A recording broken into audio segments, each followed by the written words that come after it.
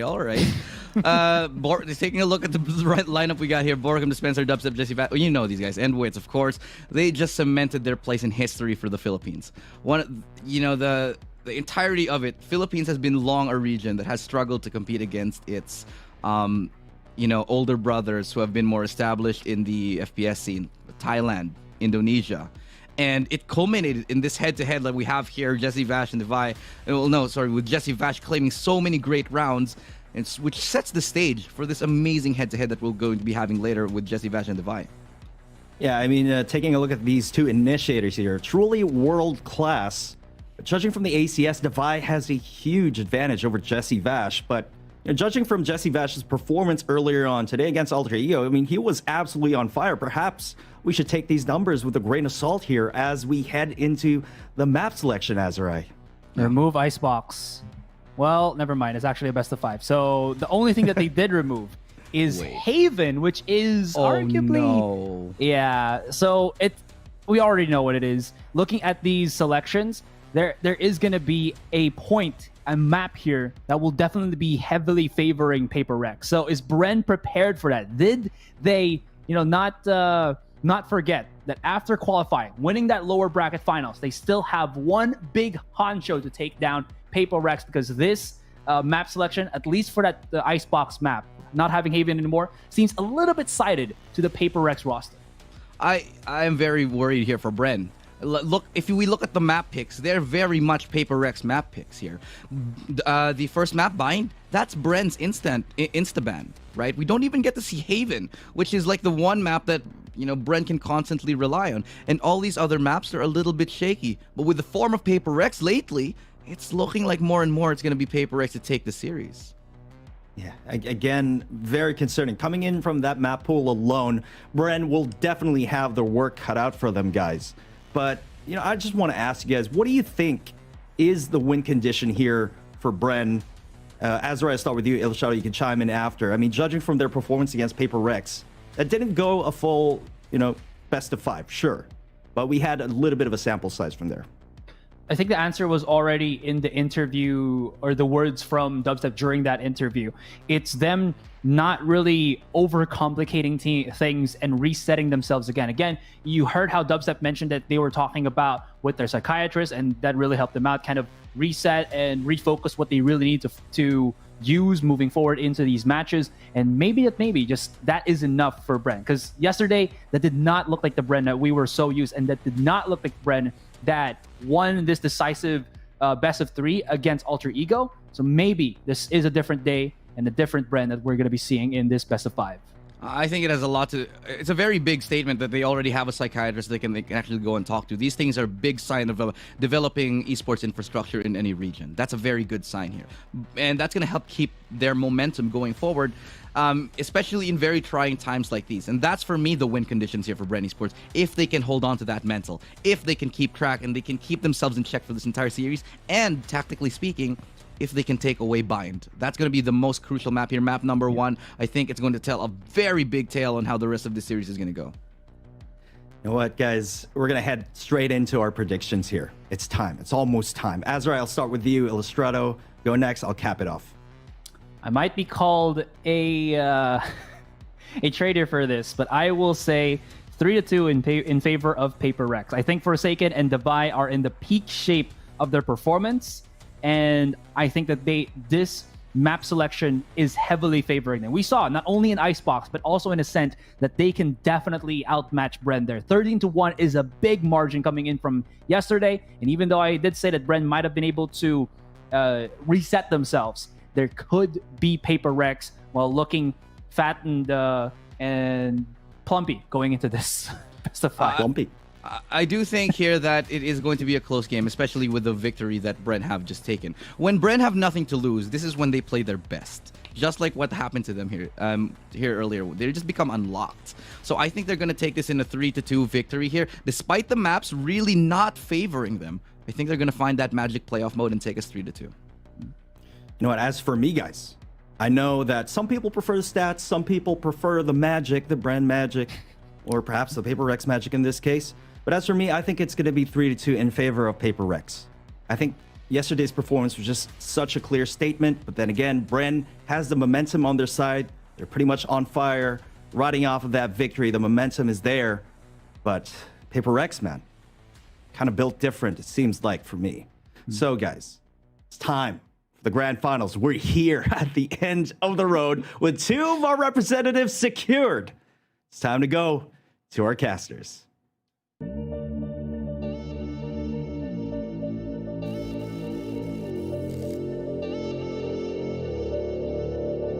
Another day and we just trying to make a way now. The hatred growing stronger every single day now. I hear these rappers, they ain't trying to talk about it. They ain't trying to get involved, and they would rather catch a wave now. About how cool is the gunplay when the strays will hit the playground, eh? But never mind about that, cause once you make it out, you think this world just don't affect you anymore. Until somebody from your past come back to settle the score like this go pop.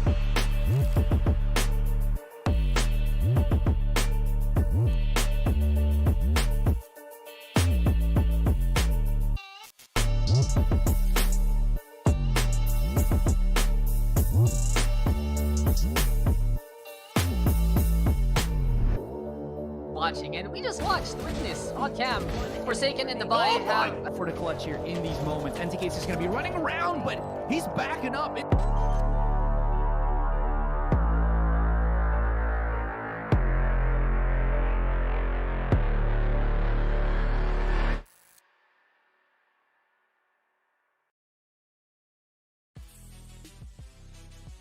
We answered many questions over the past few days, but there's only one burning question in our minds right now. Who is the true king of SCA? Well, that's what the grand finals is all about. Welcome, ladies and gentlemen. Here we go, rematch time of the upper bracket finals, and it will be PAPERREX versus Bren Esports, the Redux there. My name is Sax, I'm here with Black and Blue, and here we go again, Black and Blue. PRX versus Bren Esports, but this time, it's a best of 5.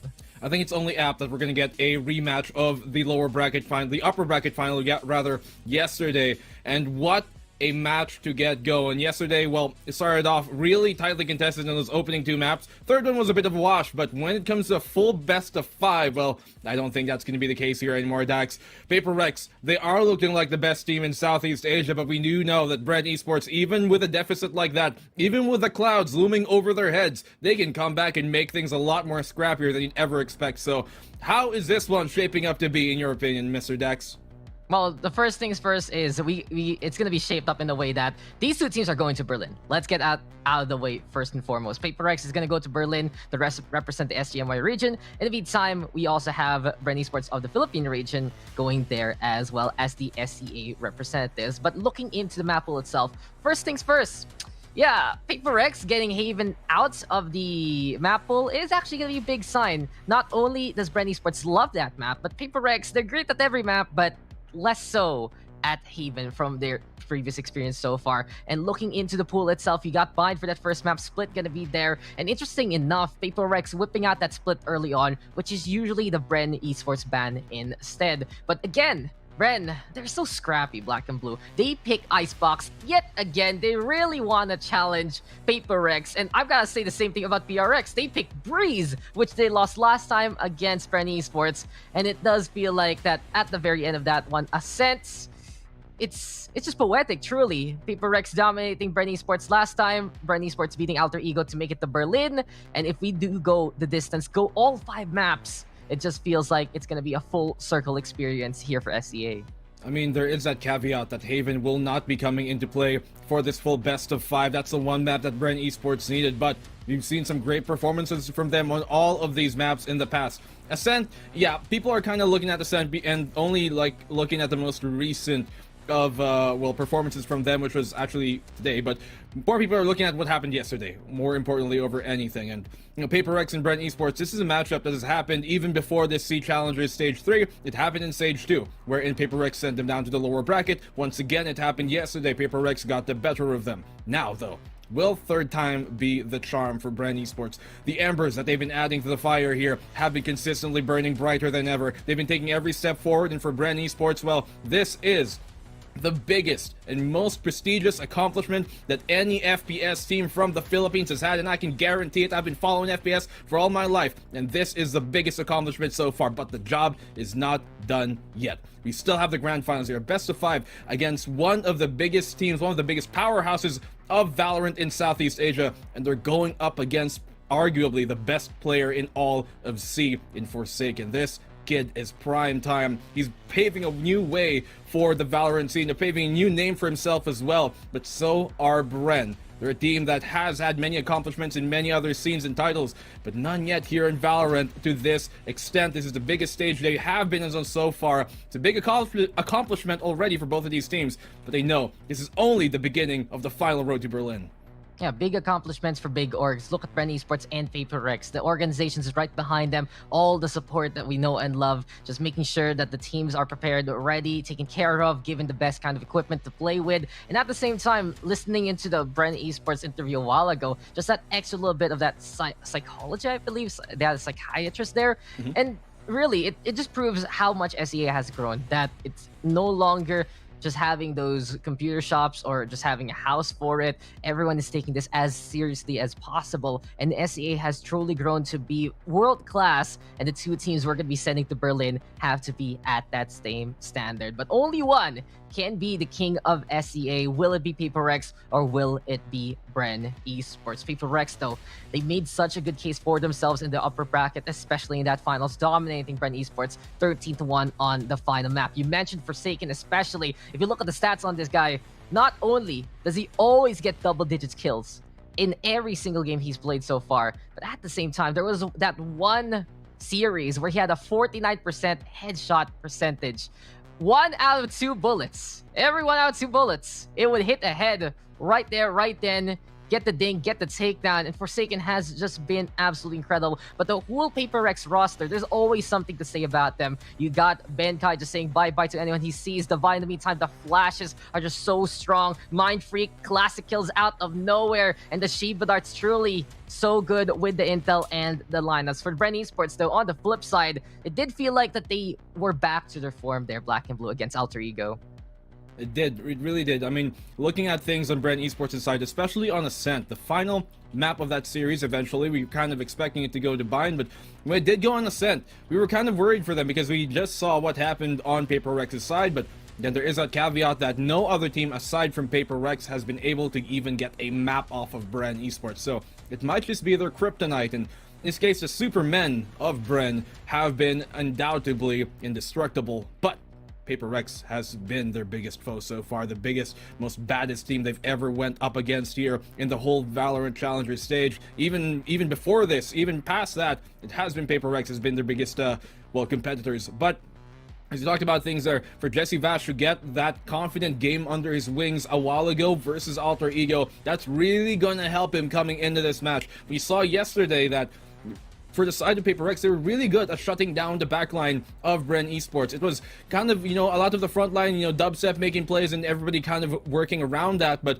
for them to get that confident play, for them to get those good games in earlier versus Alter Ego to win 2-0, it's going to be a big confidence boost, and that is exactly what Bren Esports need. And knowing them, they're not going to lack that in any sense of the word, but they're going to need every single bit of additional kind of momentum and wings under them to really get this win over PAPERREX. And so Dax, we've been talking about it. PAPERREX, they are probably the best team currently here in the playoffs, and they are the favorite to win this series. But Bren Esports, we're a scrappy bunch here. We know what they can bring, and they have proven themselves to be able to do that. But can they do it against the titans of the scene in PAPERREX itself? I mean, that Filipino resiliency there from Bren Esports, we're gonna see it right here, right now, just in Valorant. But PAPERREX, they have been watching, waiting, and they know that the throne is theirs for the taking if they can beat down Bren Esports one more time. Again, history is not on Bren Esports' side. We said it yesterday, we say it today. From 0-1 to 0-2, the scoreline between these two teams in the VCT circuit. But can they make that third time the charm there, Black and Blue? That's going to be a burning question here for Bren Esports. Or will PAPERREX dominate yet again and show us what PRX is all about? The best representation of SEA, that mixed roster, not only from the FYSU scene, but also from the Indonesian one as well. Really goes to show for PRX, they're that full package, that they are ready to go and they are ready to play their hearts out here against Bren Esports, as we are going to be getting into Bind. And here we go as we get into the round. First things first to notice here, Black and Blue. Finally, it's not going to be a mirror matchup between these two teams. It's going to be, of course, distinct flavors here for Bren Esports and PRX. And I love this here for Bren because we're going to see Wits play a Phoenix. When was the last time we've seen him on that one? I love it. I love it coming here from Bren Esports. They're really pushing the Filipino brand of Valorant with this Raze and Phoenix lineup. But let's go straight into it as Bren are really pushing their favor into the A site itself. Flash on out. Forsaken is going to get caught off guard by Wits himself as the U-Hauls the lamps. Control has been seized and taken. Wits out in the open, still lands a second right click on a Divide, and that are the two big time hitters taken off of the board early on from PAPERREX. Yeah, double duelist there on the Bren Esports side. They do have that Sova. In the meantime, though, for the defensive, it's going to be that Viper, going to be that Sage. The Vital has already fallen. Jesse Bash in the meantime with a takedown there on the Mind Freak. And here comes Wits with 4 kills to his own. Selfishness for the Phoenix in terms of the kit, but Bren Esports very happy to have Wits ready to go and get those takedowns. 4 kills there for Wits from the get-go, and Bren takes the pistol here versus PAPERREX. I really love this decision from them. You saw that even though they had most of the control of short there, they did not try and force the plan. They knew that they wanted to win the gunfights first and foremost before even trying to attempt that, but we never even got there because Wits just found all the picks that they needed. Wits coming to this roster, he was the latest addition to this, but he was a legend, a star in the Philippine FPS scene in his own right. A time where before Valorant, he was the best player in the Philippines when it came to CS, and once again he's making a stock to even claim that here in Valorant as well. But the opening pick from Divide is going to come in huge. This is where PAPERREX are so deadly. Yeah, just some Divide intervention there very quickly from the sky. And he is incredible on that agent, especially with those guiding lights later on. Dispenser, though, catching out the vibe, but Shiba piling in the pressure, and PAPERREX, you can see that they are oozing with confidence right now in this series. Willingness to peek there with classics, go for the push and get that takedown. Borkum, though, searching, hunting, but has to reload in front of Bentai, who does get the takedown. Forsaken on the board as well. And we say this a lot about PAPERREX. It doesn't matter about what guns they have, what arsenal they have in their bags, in their pockets. They can still get the kills anyway. And now as Shiba has this Vandal in hand, Dubstep inside the container, though, playing it safe and sound. Spike is planted, 1v4 situation. And what can Dubstep do against the onslaught of PAPERREX? All he's got is that Spectre. And PAPERREX have been so good in these low eco situations, and Forsaken's gonna find the pick off there to close off the round. As PRX come back on a thrifty one to make things happen after the opening pick from Divide. These guys, man, you put some pistols in their hand, they're going to make a case for it even being the better weapon over the rifle. The classics, they are the maestros of making it happen. We've seen, you know, players like Mind Freak here, players like Divide make so much work, and Shiba, Benkai, all of them making it work when it comes to just having pistols in hand, and it's a good case for it right there, right in front of you. Bren Esports, now they're the ones forced on the eco. Yeah, on-rails action there from Bren Esports, but a few fundamental errors, especially, unfortunately, for Borkum. Reloading in front of Benkai, just unable to secure that kill. Allows PRX, you give them a moment's notice, they will take you down as hastily as possible. So we are all tied up in the scoreline, but this is a big advantage here for PAPERREX. They stole that second round away from Bren. They have the guns in hand, and what's scarier than PRX Econ? Well, it is PAPERREX Arsenal's full buys instead. Two of them here with rifles, actually. Black and Blue. 3 with Spectres. 4 now. Not the biggest buys expect here for PAPERREX, but Bren Esports still trying to contend. Dubstep there with a takedown off the Mind Freak. Benkai Forsaken on the board, but Dubstep, he gets 2 so far, and he's feeling it. He's feeling confident here, Black and Blue. Benkai, though, backs on the way. Wits now going for the run back. He'd love to at least try and make a pickoff happen. He's also at 6 HP, can get that insta-heal as soon as he dies the first time. Spike, though, isn't planted yet, and Dispenser, oh, he's stuck there in the corner. Wits now taken down by Divide. Divide has been finding these huge, amazing picks and high-value ones at that here for the side of PAPERREX time and time again. We saw him doing on Ascent yesterday, and he's doing it here on Bind to hold down the A side with Benkai and Divide. Both of them eye-to-eye connection, landing the shots and getting the second round on the board for PAPERREX. But Bren, Now, this is their opportunity to maybe come back after losing the second round. Can definitely be painful, sometimes even more so than losing the opening pistol. So, they do have some money to buy up on this time, but Bren Esports, they're going to have to make it work. Their double duelist composition kind of infers to me, Dax, that they really want to bring the heat here in more ways than one. I mean, that's what the Phoenix is all about, but also you have that raise, and you can just flush out corners like the Cubbies, like the Hookahs, and make sure PRX cannot stay in those angles. But PRX, they're gonna try something different, and Forsaken is on the operator. Now, Forsaken is an incredible player, but when you compare his Jet to his raise, obviously his Jet is the one that goes above and beyond those expectations. Good call, though, for PAPERREX still to play the raise on a map like this. They desperately need it in this scenario for Bind itself.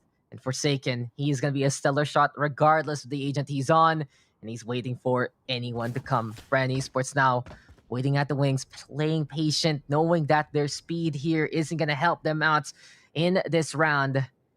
They know they have to play it smart here, Black and Blue. Wits, Dubstep, looking to play the entries on a site. Spiko has been left behind. Forsaken now trying to gather some intel. And as the Spencer peaks, Forsaken will get the takedown. Mindfreak on the board as well. Borkin now with the refrag, though, over onto that A side with the Vi falling. But it's still 4v3 in favor of PAPERREX. Bren trying to take these individual fights on the A short and towards the fountains as well, but the waters haven't been falling their way in the meantime. Oh, Bankai, he's got a good position here, but Borkum, wiser than that, finds him. Jesse Vash will do the same towards Mindfreak. They bring it to a 3v2 in their favor, and Jesse Vash in the right position there to find Shiba from hell into heaven. Forsaken operator in hand. He's got the showstopper. Not looking to want to go for it. Actually, no. He's trying to double catch him off and maybe go for the rotate here, but he's actually going to wrap back around Dubstep, realizing there might not be enough time to do that securely and safely. So try to go for the plant on the A side. There isn't much time left. Keep your eyes on that. 4 seconds left. The showstopper is going to end things, but no! Borkum! Quick shots to secure the round. And Bren Esports, they tie the game up 2-2.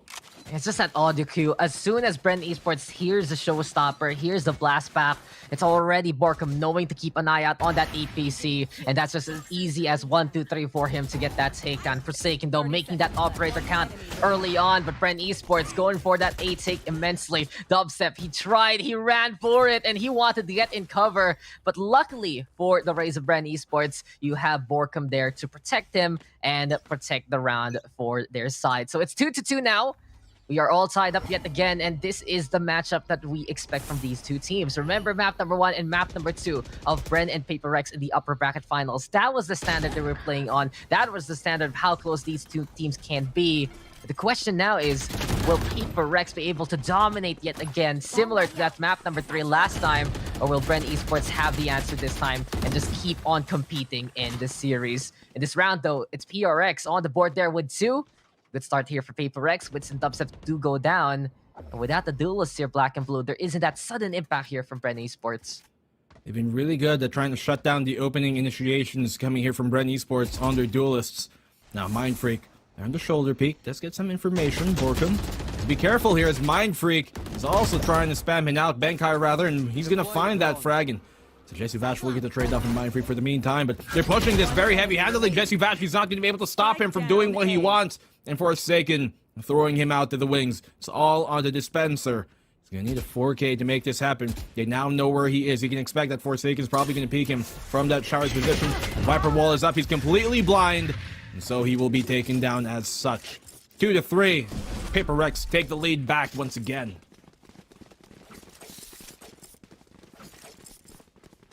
In the round, get those initial pickoff. That's exactly what PAPERREX wants to do to get that advantage and go for more. They're just able to snowball out of control, and Bren Esports, they are just caught in that avalanche. That has been the PRX way. They can be so dominant. They can just be so forceful in a round itself. And many a time we've seen PAPERREX just decide to take the reins of a game and run away with it. Bren, all about that control, all about keeping an eye out on the PRX. And as Dubstep opens his eyes there versus Shiva, gets that takedown. He doesn't check to the left, and Forsaken will be there to catch him and get that kill. Forsaken, he's been doing such a good job here, but he's going to find another pick-off. Wits will be the one going down. Pistols abound for Bren Esports, and they have not been able to make those weapons sing to the same tune that PRX have been on these eco rounds. Defy, he's been such An incredible player too, completely turning them around, and now it's all on the dispenser once more to make things happen. He's been on that lurk game for the most part here on Bind especially. Has yet to really find much value out of that as the rest of his team crumbles before he can get to help them. Got Sheriff in hand.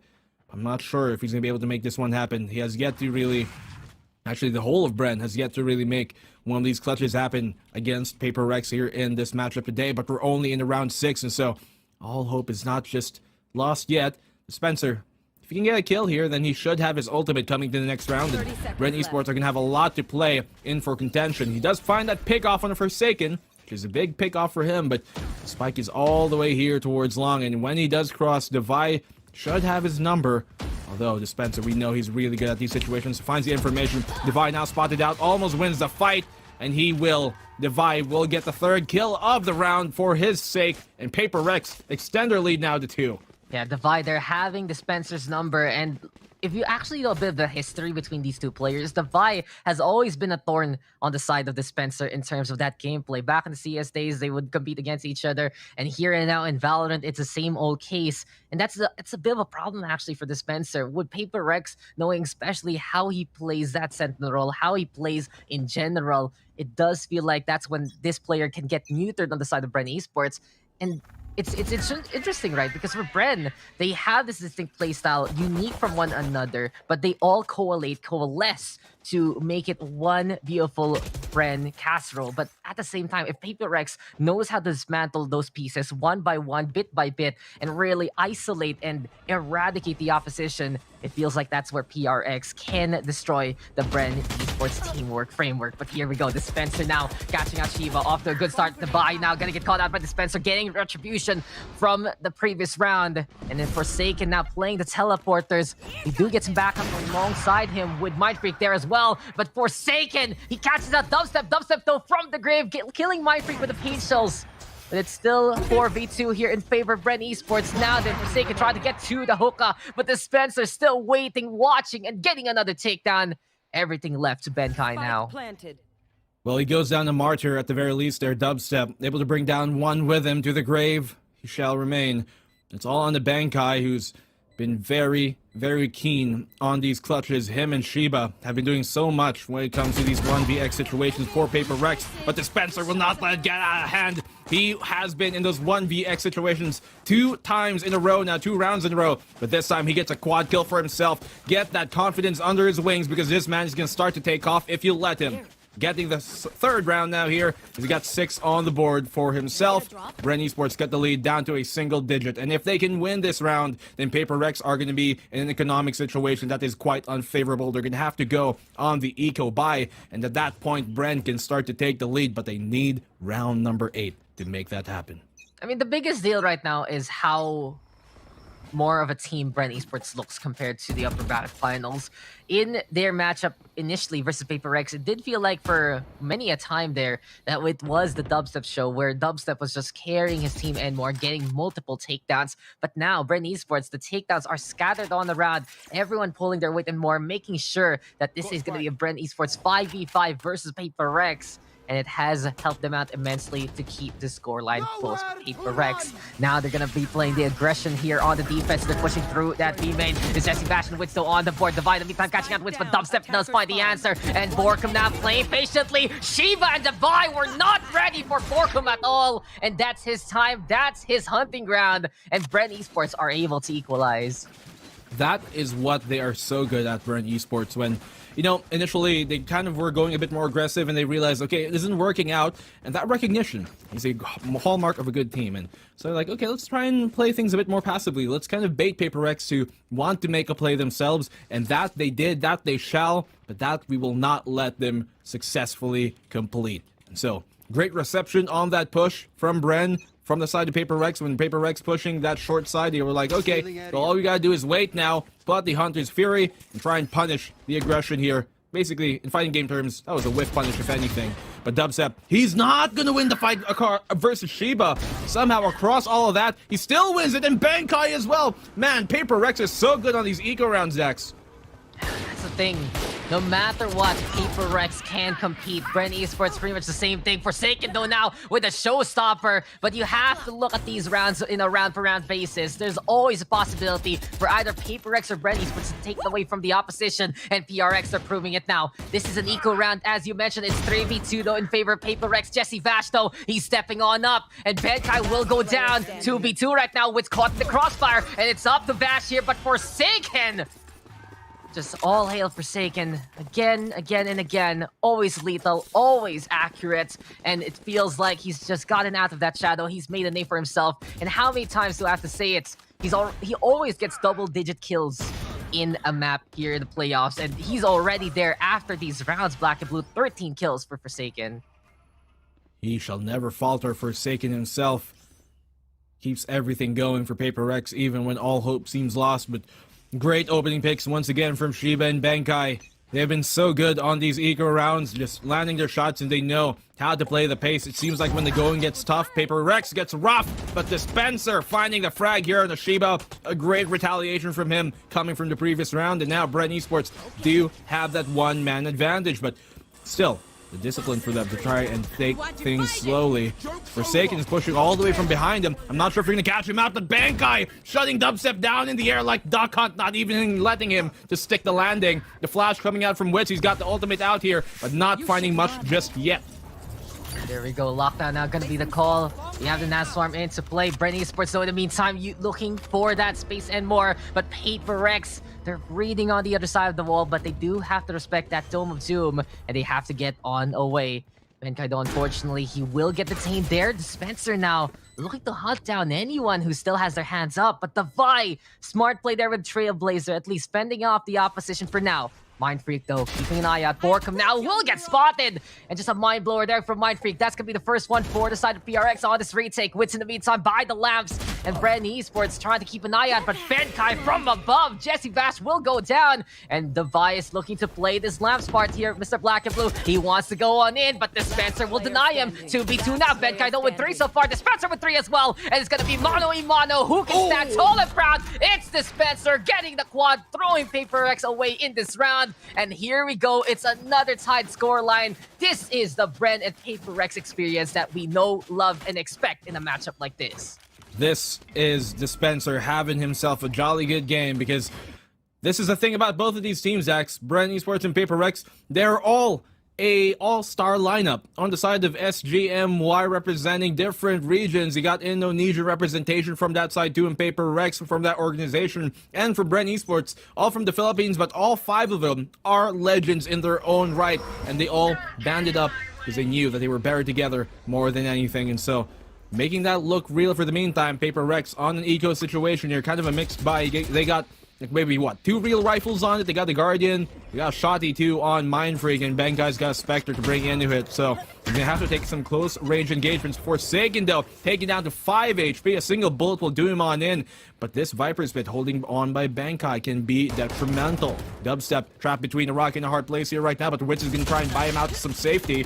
Benkai winning that fight though, still somehow Dubstep not landing the shot. They brought it to a 4v4 with Witz very low. He can heal himself back up there with a wall of his own, but Shiba is in good position to punish all of this. Oh, Shiba, and there you go. The punishment is real, and Wit's gonna get clocked there.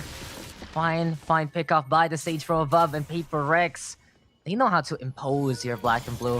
When Bren Esports is stuck like this, when they are cornered, that's when PAPERREX can get on the hunt and go for those takedowns. And now, easy as pie here for the Vi.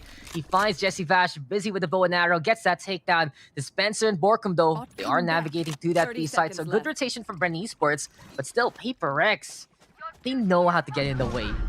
No matter what. That's one of the biggest things. They know how to be a stopgap method. They know how to be that toll gate that Bren Esports cannot clear. And now Borkum looking to go for the plant, but in this situation, it's still PRX with the numbers advantage and with the rifles in hand.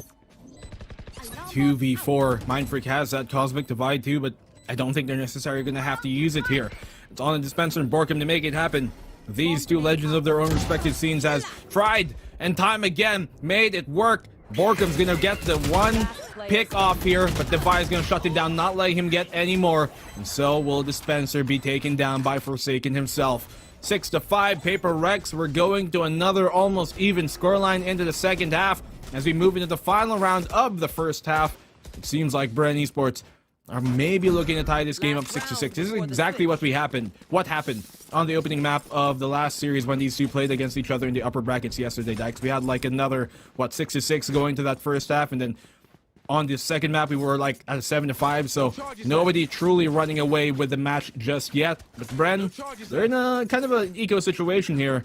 They have been thrifty in the past too.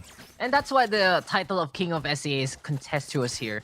Bren Esports and PAPERREX, they keep it neck and neck multiple times. And it really feels like that was just that one outlier last time with PAPERREX so dominant and Bren Esports faltering at the seams. But now we are back into the true experience between these two teams. And this is going to be some beautiful Valorant here from SCA. But here we have it, 4v4 scenario. And Divide with the Divide flash yet again. Wit's not going to be able to get taken down there. But Dubstep with the judge. Divide, though, he's been incredible with those guiding lights multiple times. One of the best we've seen in the SEA region. And Dubstep now playing the guessing game, and Shiba gonna get caught in the crossfire inside that nebula. It's gonna be a Sage falling on down. Mindfreak falls as well. And now it's all up to Benkai. 3v1 scenario. The barrier orb in the way. This time, Bren Esports set up with their fortifications. And here we go again, Black and Blue. Such a particular scenario where we can get tied up yet again. Benkai. He's in 1v3. Information has been given away. He knows Jesse Vash is, who almost gets caught out on that rotation, trying to fall back. Phantom retrieve, but he's gonna have to find a few spirits here to make dead. He gets Borkum through the wall, who was already low in the first place, but he found the head. Now Borkum's dead. 1v2. Benkai, he has to go for this. It's the final round of the first half. He knows he has to push. The spike is planted out in the open. Benkai on top of the tube here, and Jesse Vash will show him how to get down. 6-6, and they tied the game all on up. It initially seemed like, I was kind of wondering, like, why did they send Dispenser, who only had the Sheriff, alone to try and take Hukum by himself? And it seems like the story there was, when you send like 4 people up long and trying to take Octagon like that, typically you're kind of planting for elbow. And that's exactly what they went for. Go for that elbow control, recede Hookah, because if you don't want it, then you don't need it. And that worked out for them. So good push there. A bit of kind of lucky at the same time heads up play from Dubstep to fire his showstopper into the smoke where Shiba's watching and waiting. And he found the pick off of that. And now we're going up again. Everybody's game, anybody's game going into the second half. I mean, we're all tied up. It's just basically a hard reset, but with the side swaps. But besides that, we saw the PAPERREX intimidating presence. We saw the Bren Esports heads-up play. And overall, the strengths right now of these two teams are highlighted by their playstyle so far. But Dubstep, he wants to play it in the front line. Shiba jump peeking just to get a bit of that intel. Figure out who's here on this side. But Shiba moves a little bit to the right. A little more than he should have. Does get clocked there by the headshot. Luckily for him, he does survive and can heal himself up. But now they know that Dubstep is there on A site, and PAPERREX, they might want to use that intel to move accordingly. PAPERREX, the indomitable monsters of the Southeast Asia region, have been swimming across every single sea they come to. Just eating everybody alive one step at a time. But PAPERREX, rather Bren Esports, they're not going to want to fall to that same fate a third time around in their series. These two teams, they've been neck and neck yesterday. And well, during the Sea Challengers too, PAPERREX did send them down to the lower bracket. This is not something that Bren Esports want to make happen a third time. Could be the charm for them, but Bren taking things slow, biding their time. You can see this 3-player split that PAPERREX have got here towards his hookah position, but they're looking to go for the plant on the A side, which Bren Esports have stacked on the defensive side. The Viper Wall will give him some concealment, but even with that, they teleport out into safety to try and go into that B side push, where Bren Esports are going to fully rotate to try and retrieve and back up the site. Dispenser, though, he's been so good in these situations, Zach. He's waiting and waiting. Oh, Dispenser patience now, and Shiba gonna get caught, and he can't put that spike down at the last moment there. PAPERREX now, they need to get the kills in fast, but Bren Esports, all they need to do is run on the way, hide at the sides, and that is gonna be enough. Again, Bren Esports at the nick of time, able to clutch it out there, and then well played there by Bren Esports, just finding the right pickoff at the right moment, and Shiba he must have assumed that he would have gotten that spike plant, and it looked to be a sure thing. But no, Bren, they give PAPERREX basically a taste of their own medicine. Jesse Bash, right place, right time. And this guy's just inspired. It's been, I think, a decade since he's going to Europe. And with Bren Esports securing that slot to Berlin as well as PAPERREX, it does feel like for Bren Esports right now, there is that extra bit of positive motivation. But we're not done just yet. And PAPERREX, we've seen it multiple times. These pistols, they're quite a powerful punch here from PRX, and many a time for PRX, especially for the likes of Mindfreak and Forsaken. They're the guys who can get those eco kills very, very quickly. Dispenser, though, keeping an eye out, sees Forsaken there, but he has to back on away, and Forsaken with a punish. Seems like now PRX back on the board. Forsaken, man, he's so good. And so are PAPERREX when it comes to these ecos. Earlier on, Bren Esports, they won the opening pistol round of the first half, but then subsequently lost the second round wherein PAPERREX were on that eco. Can they make it happen once more? For the most part, it has been true. Here coming from inside PAPERREX time and time again. Forsaken finding a second, and they're looking to make that dream into a reality with, you know, try and hold on here, but he will pull out the flash. Mindfreak on the trade. He's picked up the Spectre that was dropped earlier on inside Hookah itself, and they will get the plant down now. In a 2v4, they both have Spectres in their hands, but so do PAPERREX, 2 apiece. Sheriff on bound. They're going to have to try and win these 1v1 fights somehow. Dubstep crawling in. He's not going to expect Mindfreak here. Mindfreak is by all means going to shut him down. He will get a pick off himself, Dubstep, but will it be enough to secure the dub here for Borkum, who is in a 1v3? Trying to fakes that he's jumping down here from the side of Hookah itself. He will try and crawl his pace up very closely. He will not be able to find the frag, though, at the end of it, as Benkai will secure the round, and PAPERREX once again come back on the second round of the half. They just steal it away one more time, and the PAPERREX show continues on. When you have the pistols in their hands, they're as powerful as rifles, and when they have the rifles, well, they're even more powerful than before. That's what PRX does. They upgrade their guns just by their natural skill, and now we are all tied up yet again, 7-7. This is a good sign here for PAPERREX. One of the best things that Bren Esports can build on is that momentum. We saw it there versus Alter Ego in the lower bracket finals. We saw it there from Bren Esports against every other team besides PAPERREX. And even in that map that Bren Esports won against PAPERREX, as Dubstep hounds Benkai and takes him down. That's what Bren Esports is looking for, that win streak. But PAPERREX doing a good job to mitigate that approach and just keep taking rounds away from Bren Esports. But now, will the Thrifty be on the other foot as Dubstep gets to so far? He's low though on the HP. We already get Mindfreak here infiltrating onto a side. But while we get the barrier orb there to try and get in the way of the market fronts, it's Mindfreak now getting rid of Borkum. 1 HP though, and a dream. Can he get one more kill? Not gonna happen. Dubstep with 3 kills so far. Rifles now able to get picked up as well as Spectres. And Bren salvaging some guns here from the fallen of PRX. They're taking the page out of the PAPERREX book here. For them to go on the initiative, they're going the aggressive, even though they are in the lower economic situation. I think that was the right decision to make. Shiba finds a pick off here in the Dubstep. Recon Bulk will give away the position to Shiba, but he's still going to win the fight. Nonetheless, Jesse Vash in a 1v2. He finds a pick off and he finds a second. Jesse Vash, time and time again, he's having himself a field day. And he gets the third round of the half for Bren Esports. It's a good omen when Jesse Vash is popping off for Bren. Honestly, Vash is an incredible player. We say it, especially on the assist front, on the lineups, but he's not the loudest shooter of Bren Esports. He's not the one who frags out immensely compared to the rest of the roster. But if he's popping off, then Bren Esports gonna happy to have that extra hot gun in their arsenal. PRX though, they did fight on back with Shiba. Beautiful triple kill there from the stage. But Jesse Vash, so secure, so sure, so Vash, so good. And it really feels like Father Time is not going to be able to catch up with Jesse Vash anytime soon. One of the oldest esports players of the Philippines. And even in Valorant, he is making waves in the international scene. But we gotta say it again and again. Round per round action here, black and blue. It doesn't matter that Bren won that last round because PAPERREX, they do have some guns, and some guns is enough to beat Bren Esports if ever. Yeah, like, they've made it happen without any rifles on their board, so does it really matter now that they only have 3 of them?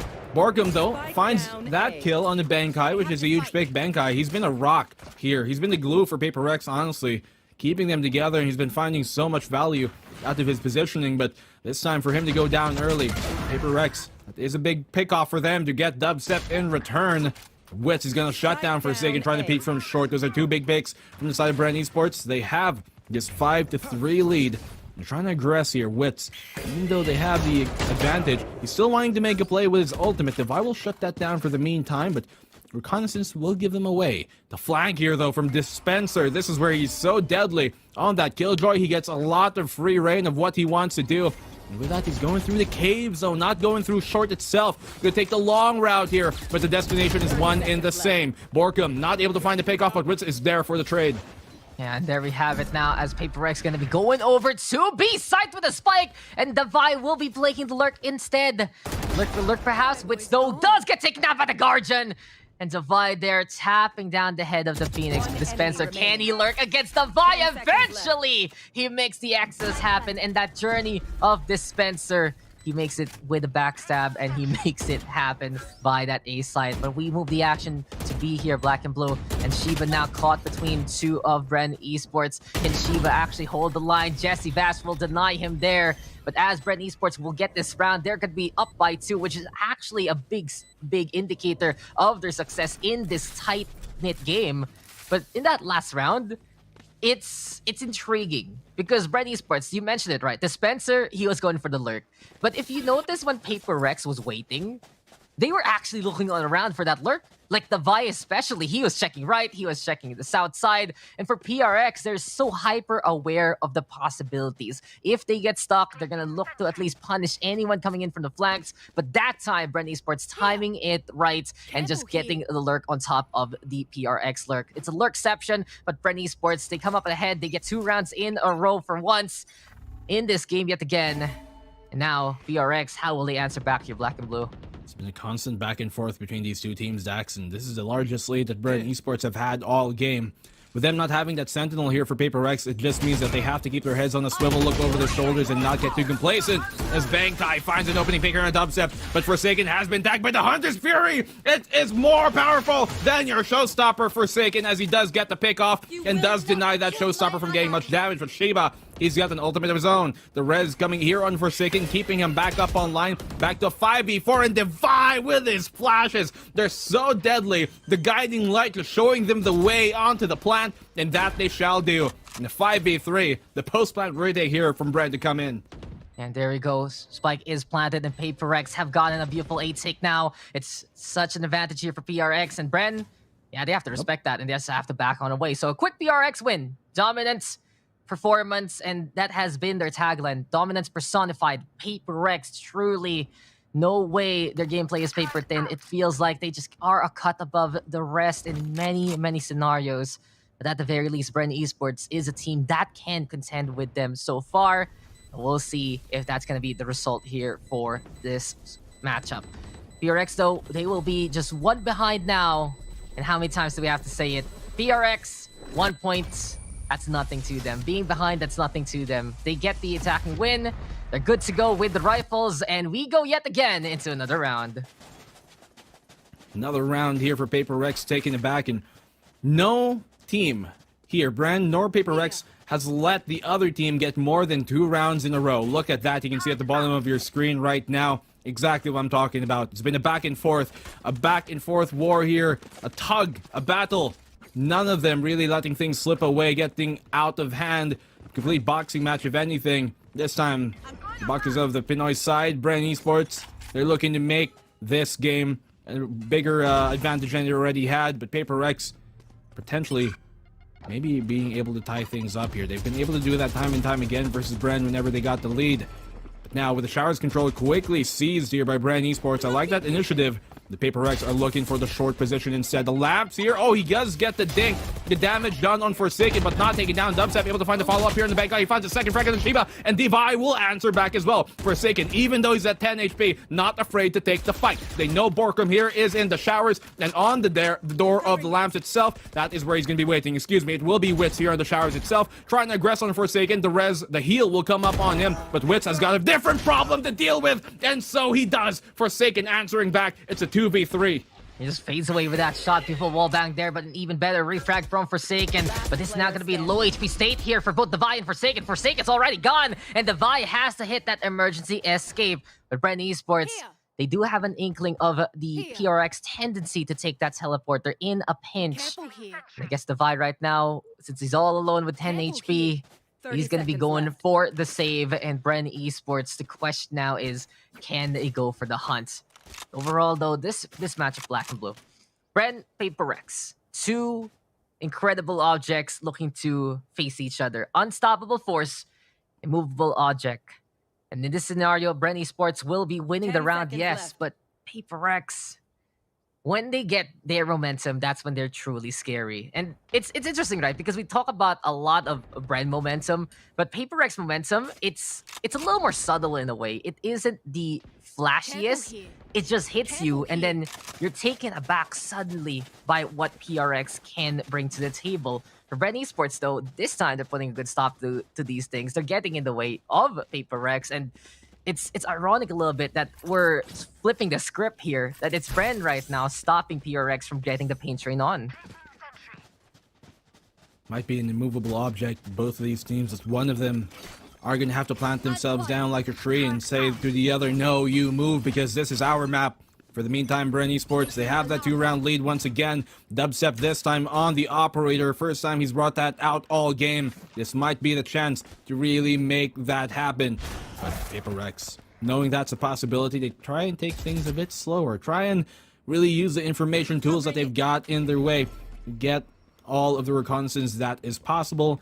Using the Trailblazer there for information on short. Trying to bounce out here. Dispenser finds a double like the Sentinel that he is. Holding down the line. Borkham's going to answer back. Shiba will only find one pick here for PAPERREX. And they're trying to march their way, trying to stomp their way into the site. But Witz is going to be wiser than that. Finding the pick on Mindfreak. It's all on the Divide. Here comes out one of his signature flashes. Prepping it already. With Witz on the peak. He's going to lose that fight. Divide answering back. Not letting things go out away. Once again, he was in a 1v3 the last round. So he's put himself in this position once more. But can he clutch this one out? He's got 45 seconds left on the clock. The spike is with him. If he can find the pick off here on maybe an unknowing Jesse Vash or Borkum who might not be looking his way, then this can certainly be possible. But he's going to need that pick off to even make that a potential outcome.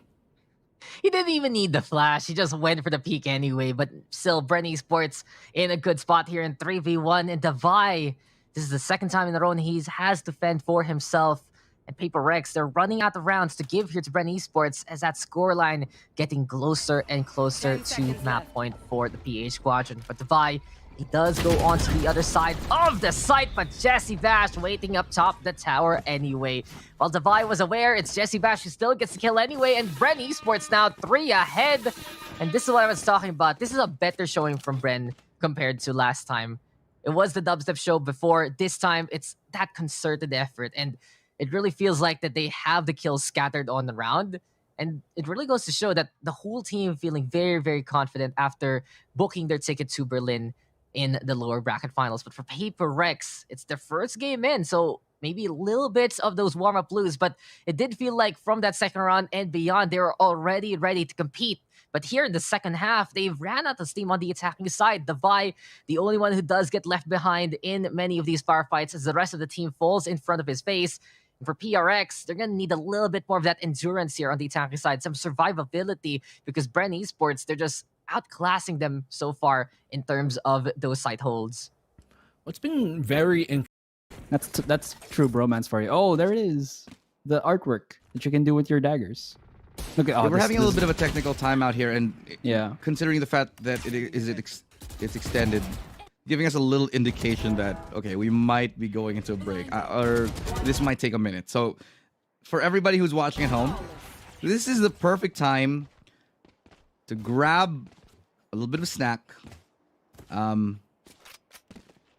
grab some lunch if you haven't had your lunch yet, and some popcorn, and enjoy the rest of the game with us. So you eat popcorn right after you eat lunch? That's pretty healthy, bro. No? You know, popcorn is healthy, dude. Oh yeah, actually. Popcorn is a healthy snack. As long as you don't put too much butter. Because there's like little salt. calories on popcorn. Yeah, exactly. Because the fat is what does you in, man. That's true. Like, if That you is put a true. lot of fat, like a lot of fatty butter and a lot of salt, it's not a very healthy snack anymore, is it? Yeah, that's Like, if you put a whole stick of butter in your popcorn. That's kind of how I like it, though. My favorite way to have popcorn is like a lot of butter and a lot of barbecue powder. Oh yeah, butter is the best. Yeah. Like I don't actually like barbecue powder or cheese powder. Butter, like in its most natural state, and you just melt it and just sprinkle it or Wait, what you mean? ooze You it. don't just take a stick of butter and bite it like everyone else does? What kind of monster are you? Isn't that how you eat butter with bread? No. You just take a bite of the bread and then a bite from the butter. Oh my. Yeah. It's efficient. It's It's better than keeping your bread in the freezer. How dare you? Bread in the freezer prolongs its life. It makes it all right? soggy. Production. Give us Don't you go your crying thoughts to on this. production. No. This is an argument between you and me. Don't you go crying to production, all right? I'm not crying. I'm asking for their opinion, all right? Because it's you and me. We're only two even. So we need an odd man out to help us with it. All right. We need somebody to tell us that putting bread in the freezer is fine. And again, if you're just tuning in, guys, it's because we're on technical timeouts. That's why we're not talking about the game, because we don't want it to always just be one topic that's said over and over again. Look, man, if we're going to a long technical timeout, I'm a very long technical timeout. I'm gonna start thinking about food. Okay, if anything goes on for too long, I'm gonna start thinking about food. That's just my base nature as a human being. Probably why I'm putting on the pounds, but it is also the age. What it must be to be young. I'm not gonna go on a full existential quarter life crisis on you right now, Asray. Don't worry about it. Yeah, it's okay. That's why we play video games to Denialism, distract us. escapism. Yeah. Yes, exactly. It's like back in childhood as well, because you can't get out of your own house. Because I was pretty much a shut in. Yeah, in my room. I only had my video games with me, Among other things. Among other things, like my Beyblade and my Crush Gear and my Yu-Gi-Oh. You know, we spent years as teenagers looking for Bay, when the only answer was really Beyblade. Dude, what do you mean? When I was in high school, I was still playing that Beyblade. And Dude, then Beyblade is like coming back, you know? Exactly. It's coming back in a big way. Like, people have been making the most high-tech Beyblades that, like, it even starts spinning. It takes the spin from other people's Beyblades. Yeah. It's crazy. Like, if I had this technology back when I was in grade school, I would have been the coolest kid on the block, dude. You also know that those spinners that they have, the launchers, right, with the plastic, what do you call it? Oh yeah, they've leveled those up too. Yeah, it's like it has that mechanism that it just pulls it back, and it's much more efficient. It gets you more spins in as well. See, this is what we need. After VCT Southeast Asia, we need a Beyblade competition. Okay. So here's what we're gonna do, guys.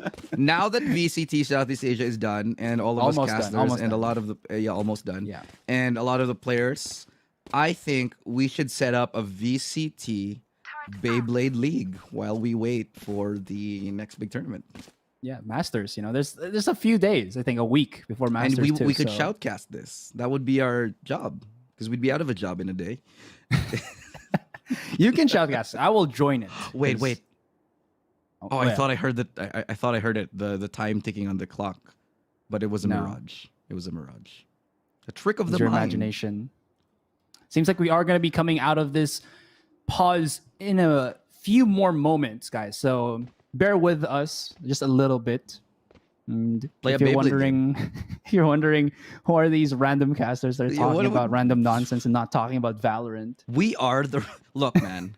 We are the randos of the FPS casting community. That's just it. That's just it. Yeah. So I want to brand myself as, I kind of know that guy. But you don't know his name. Exactly. Like those actors who you know their face. Like, I've seen that guy in a million movies. But I don't know him. I don't know his name. Like that guy from Back to the Future. Marty McFly? I don't know. But I only know the character. Okay, here we go, guys. We're going to continue with the game. We will give you an update on what the hell just happened because we do not know either just yet. Right? Obviously, stay tuned. Here we go. Round number 7, and coming back from that long technical timeout, get a little bit of a minute here to get back into the game as 3 ultimates on Alter Ego and 2 big ones on Bren Esports as well. See how this plays out. Sorry, I just had to like message production real quick that I wanted to fight them with Beyblade now that they argued with me, but that is gonna be Pat Penguin with an initiate on Dubstep. Removing Dubstep from the equation here, really a big help because Borkum is the only one left on the A side. But can he anchor properly? Oh, He gets an equalizer trade. That is good because this turns it into 3 versus 3 on the retake. But the big thing about this for Alter Ego is that they have the necessary tools to make this into their baby. Oh, that's so unfortunate. Natslar, how many times has he been caught trying to just post or plant out his turret and has been punished for it? Rather unfortunate, but that's going to put it into a 2 versus 3. yeah. Flash is decent, and it's actually good enough for Dispenser to get 1 kill, but that gives information on where Fat Penguin is. Can't win that final duel, though, as Witch will secure the round. Yet again, Bren are going to find themselves in a comfortable lead. This is looking much more like the Bren that we know, and much less like the Alter Ego that was playing yesterday. I don't know if it's because they left the boom boot camp and the power of friendship has sort of dissipated a little bit, but it doesn't seem like Alter Ego is as crispy or as spry as they were. Maybe it's just not their day. It seems like it might not be.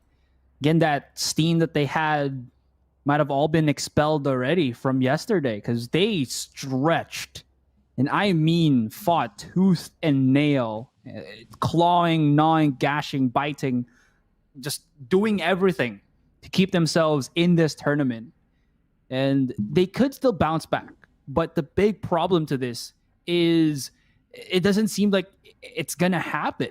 We'll see if they can, though. I don't want to sound like a spoil sport for Alter Ego here, but we cannot deny the fact that it's 1-6 right now. They're getting the entry frags. They're finding the openings to the sites, but it seems like they can never really survive out of that post plan. It's either being caught off guard, like with what happened to Natsloran. It seems like Natsloran has been the kind of victim of this. He's been the one that needs to be alive to set the utilities, to set the traps and whatnot. He even is put into 1v1 clutch scenarios, but Bren just keeps seemingly is his kryptonite for this best of 3.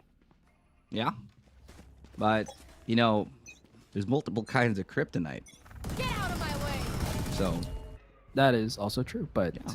Just wanted to point out there is a pink kryptonite. Google it. Oh, that's a big miss right there from Dubstep. Almost gets punished. Taking out a 30 HP, nowhere for him to run to and heal as Tebatol gets a great pick onto Borkum, and that's a follow-up by Berserks.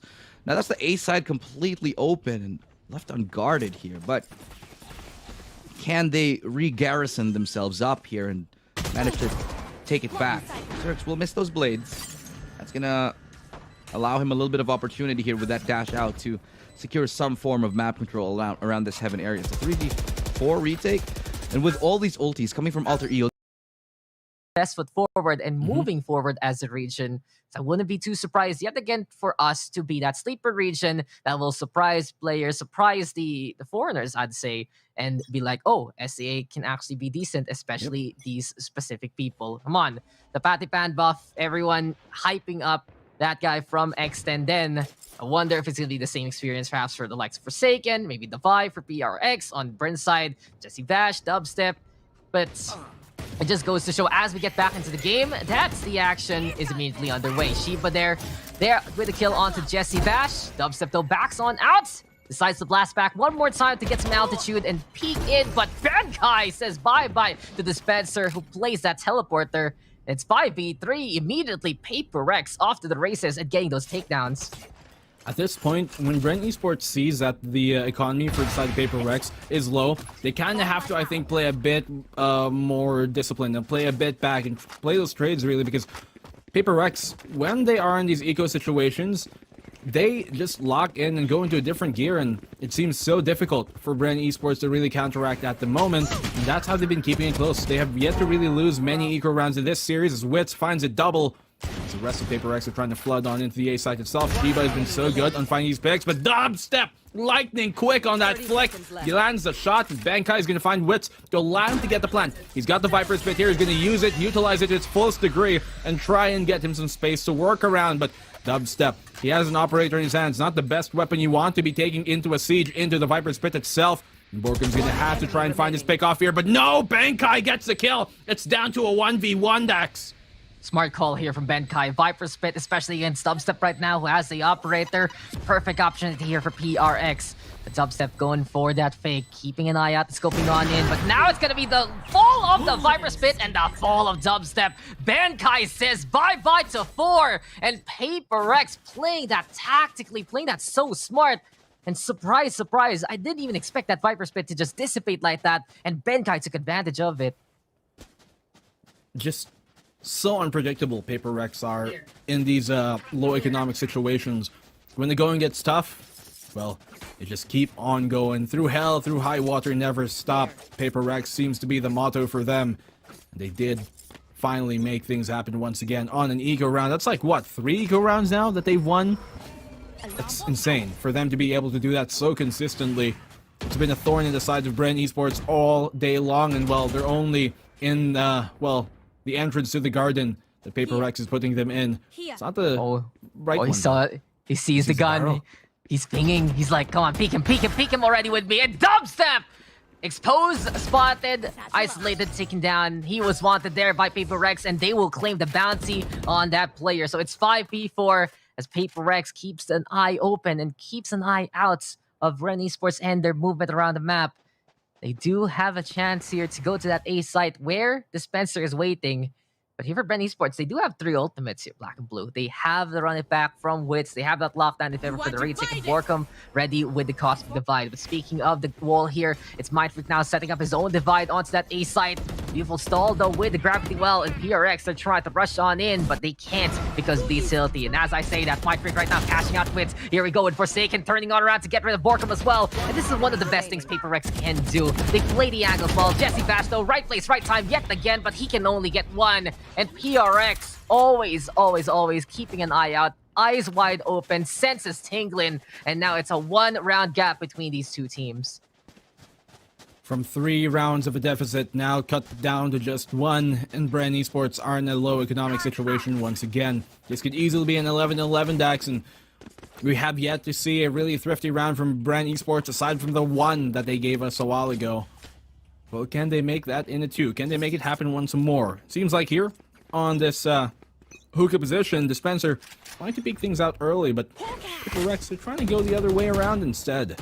Double lockdown, double rather stack on the well, lamps initially, but it seems like PRX trying to make some noise there on short, and you're gonna look to try and aggress back onto the B site instead.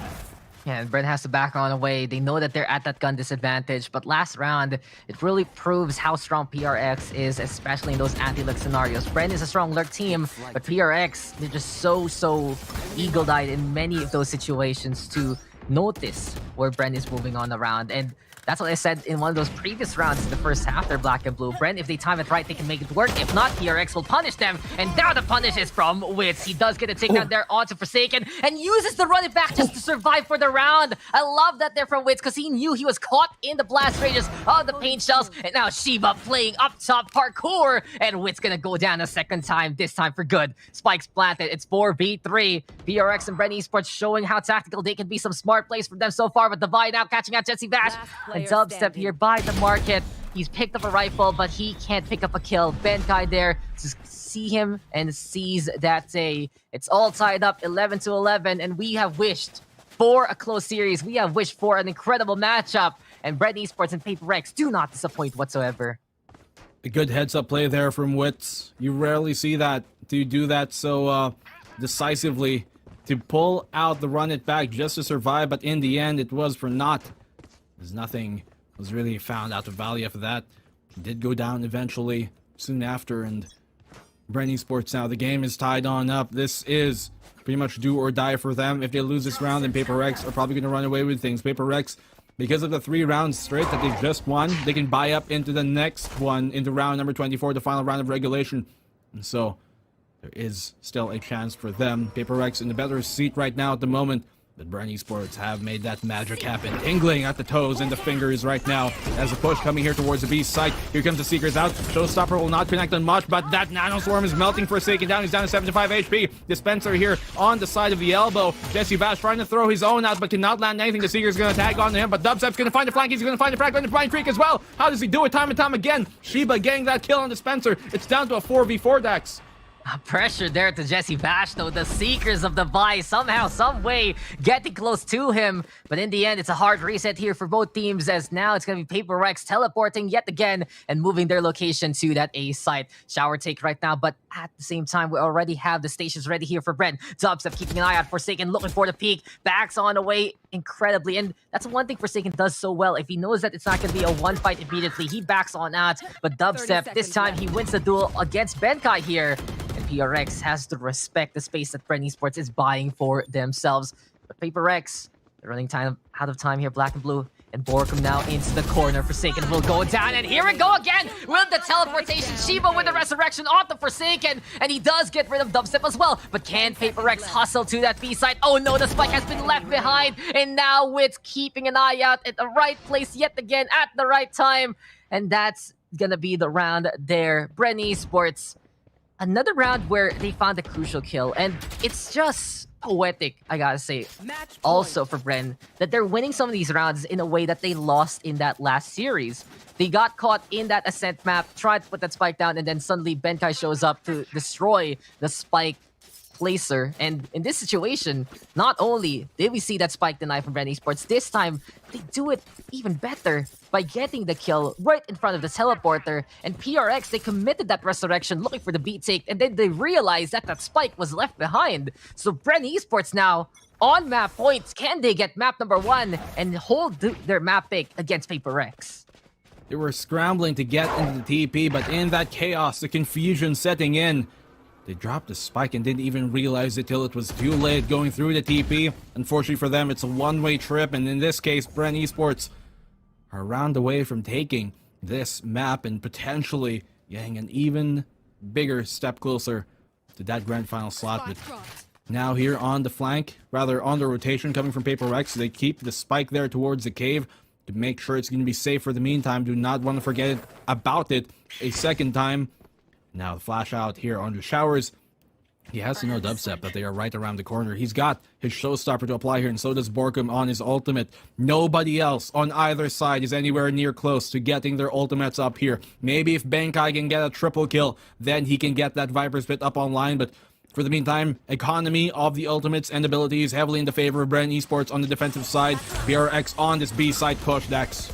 Oh, I love that blast back hop there for the bot, but at the same time, Dispenser, he's getting vaporized inside the container with the Nano Swarm, and Forsaken gonna go for the push. Beautiful vulnerable state onto Dispenser. Forsaken will use that extra damage to get that takedown, and Shiba yet again on the high ground here, up top the Barrier Orb as we get the spike planted. So it's 5v4. Bren Esports, they're down by 1, but you mentioned that they still have the ultimates into play. They can go for the Cosmic Divide, and they're gonna go for the big wall here.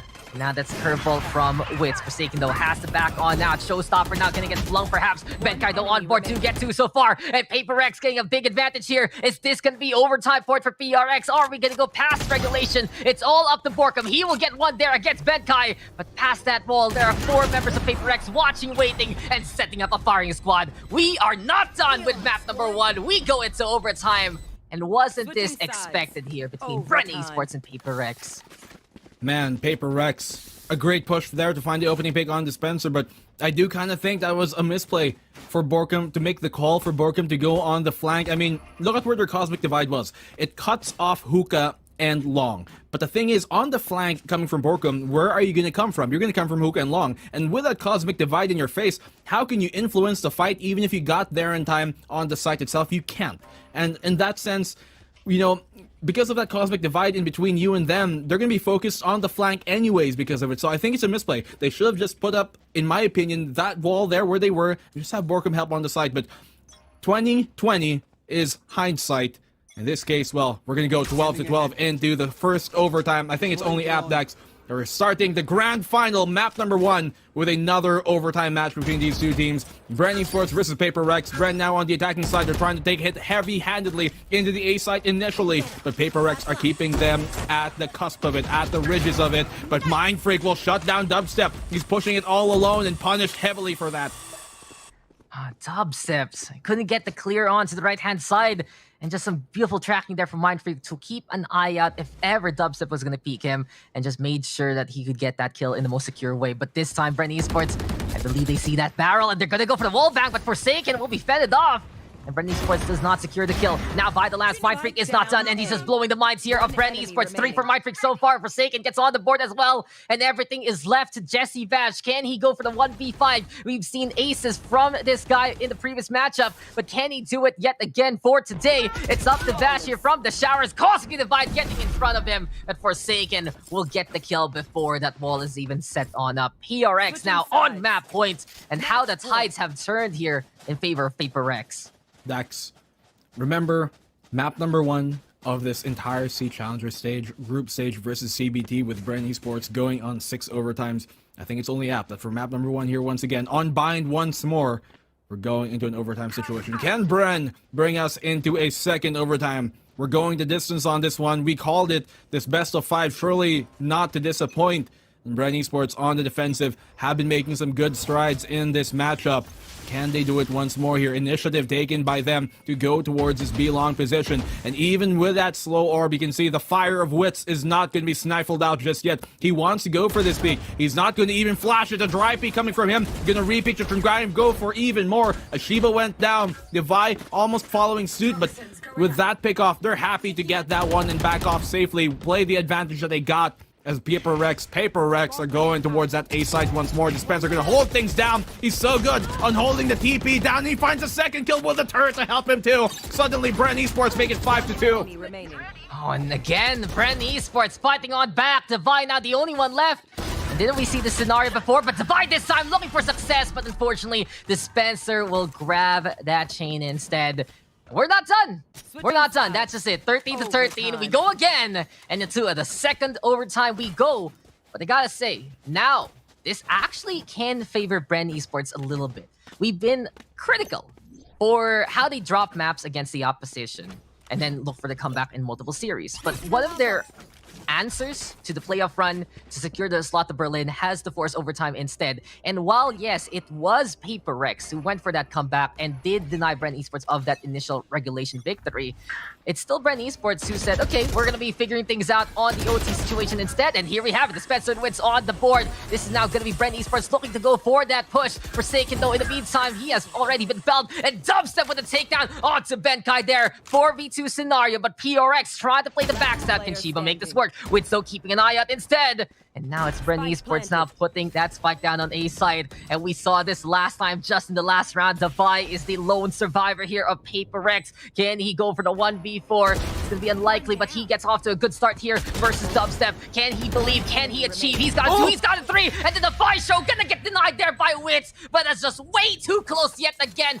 This is what this matchup is all about. Neck and neck chances can be taken, and the odds, it can be contested, but now it's Bren on map points. Too close for comfort there, Dex my God. Whenever he's in that 1vx situation, no matter who you put it on, as long as it's a player from PAPERREX, they can make it happen, and he almost did. By God, if he did not pull out the bird there, pull out the flash, he could have won that fight at the end versus Wits, but I have to commend Jesse Vash here. He's so perfect right now on his utility usage. Those recon darts have been finding them so much value, and they found that frag, that pick off on the Forsaken because of his recon bot itself. So really, really good job by Jesse Vash here on that Sova itself. One of the best Sovas you're going to find in Southeast Asia. He's got a lineup for everything, but now Dubstep, he doesn't need no lineup for this. He's going to take things straight and dry, pushing in, but Mindfreak, double, triple punish for Mindfreak here. Psychotic this man is, and PAPERREX are looking to take things back and go and force overtime number 3.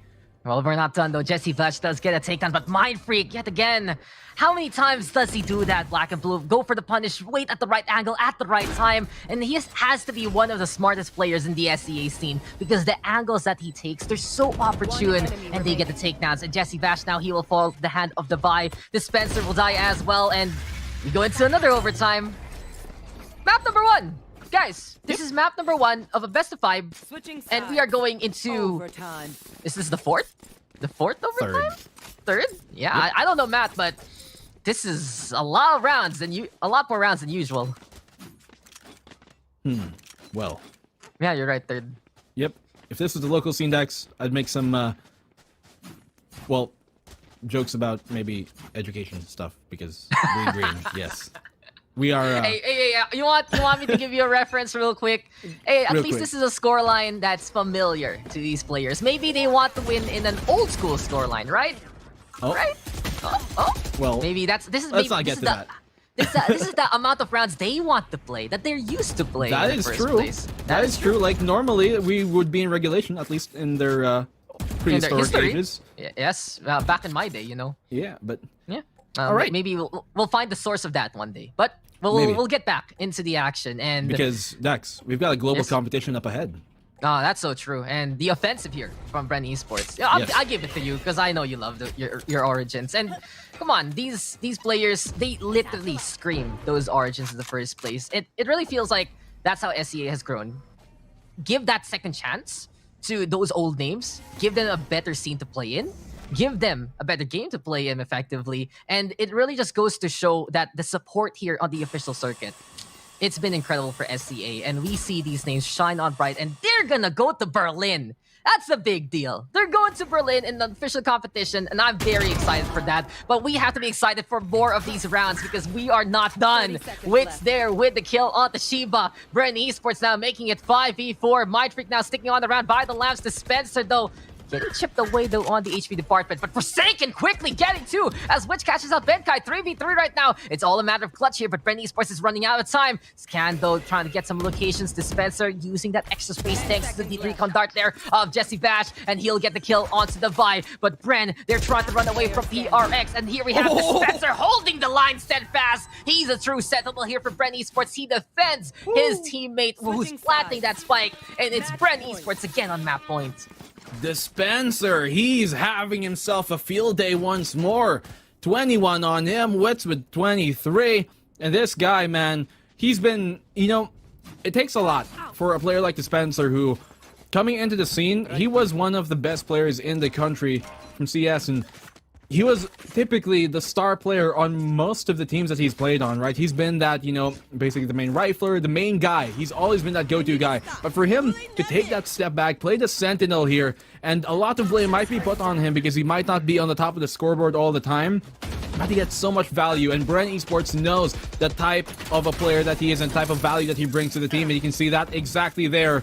So consistent, so reliable, and that is why he is the Sentinel of the Philippines. But 15 to 14, this is once again a situation that PAPERREX have seen themselves, but can they make the overtime comeback happen? Jesse Vash here is going to find the pick. Can he find the second frag up on the Devi? He has a Devi to fall off of, and he gets that frag, not even wanting to take the teleport to get into safety. Mind Freak on the punish, on that trade. He went for the ult orb, the Garden of Even, the temptation was right there, and he punishes him rightfully so for it. But Dispenser holding down the line for the meantime. It's a 2v3. Can PAPERREX make the clutch happen? It's Benkai and Forsaken to make it go. Yeah, they're gonna look for that overtime yet again. Spike is planted, but Borkum getting control with the gravity well. And here we go, time is ticking, and Bren with Wits and Dubstep looking to play from the hookah. It's all about backsteps here for Bren Esports, and it's up to them to use those angles of opportunity. Benkai, though, does get one. Borkum now with the backstab of his own from the elbow, and everything is left to Forsaken. But this time, will this be the Bible of Forsaken, or will he take a page of the Bren Esports playbook? It's Borkum time there to wrap it up, and Black and Blue, 16-14 victory here for Bren Esports. Familiar territory and a familiar scoreline to their origins, but they have booked that ticket to Berlin, and they will continue on with a Bren win. Bren Esports now up by 1 in the series. This was the win condition for here, Dax. For them to take map number 1 is a huge accomplishment and a huge factor to making this win happen. Now Bren Esports take map number 1, the map that we all said they needed to take for them to even win this series. And You know, 16-14, I think it's only apt, knowing that the background of these players, where they come from, and where they are stepping into now here.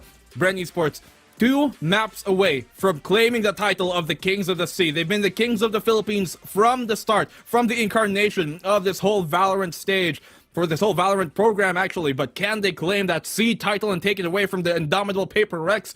You're 2 maps away from that, Dax. You know, that last round, my only question there racing through my mind was, how is PAPERREX gonna win this round now? Because multiple times they would just fight on back, and I honestly expected us to go into another overtime, but that time Bren Esports took an extra bit of that opportunity. And it's just those micro games here, Black and Blue. In that scenario, Jesse Vash was able to outduel the Vi, and PAPERREX, one thing I noticed about their duels is when they go for that reset, that second try, that's when they get that good win. Especially Forsaken and the Vi, they know immediately when they can't win a fight from the get-go, and they're so quick at backing on away. But Jesse Vash there, opportunity onto Shiba, Divide there falling down as well. But then Mindfreak swoops on it like usual. But on the flip side, Bren still finding the answers there with the Spencer, with Borkum, and it got very, very close as per usual, with only a single member remaining of Bren Esports. But this time, they take the win. This time, they keep away a little bit from PAPERREX. And it's been a matter of that timing, because when PAPERREX gets the right timing against Bren Esports, the tactics of Bren fall apart. But when Bren is just able to do that timingception, when they get the proper lurk or the proper vantage point at the right opportunity, that's when they can win those rounds. And they're so scrappy here, PAPERREX. So thrifty in every sense of the word. One of the best eco teams that we have seen in the entirety of Southeast Asia. Even when they have the lighter weapons on their side, even when they're dealt an even worse hand, a deck, than the opposing side, they make it happen. They play to perfection. But we're going to have to see how this match will continue between these 2 indomitable, great, amazing teams that we have in the Southeast Asia region. The grand finals to continue on after this short break.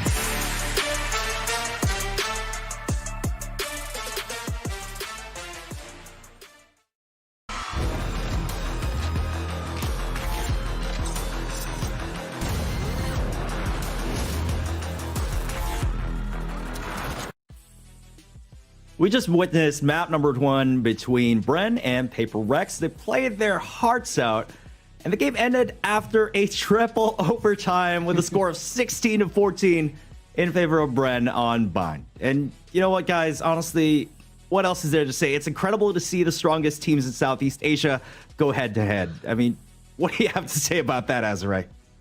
You know, something I noticed that we didn't really see from other teams, only with... Oh, bless you.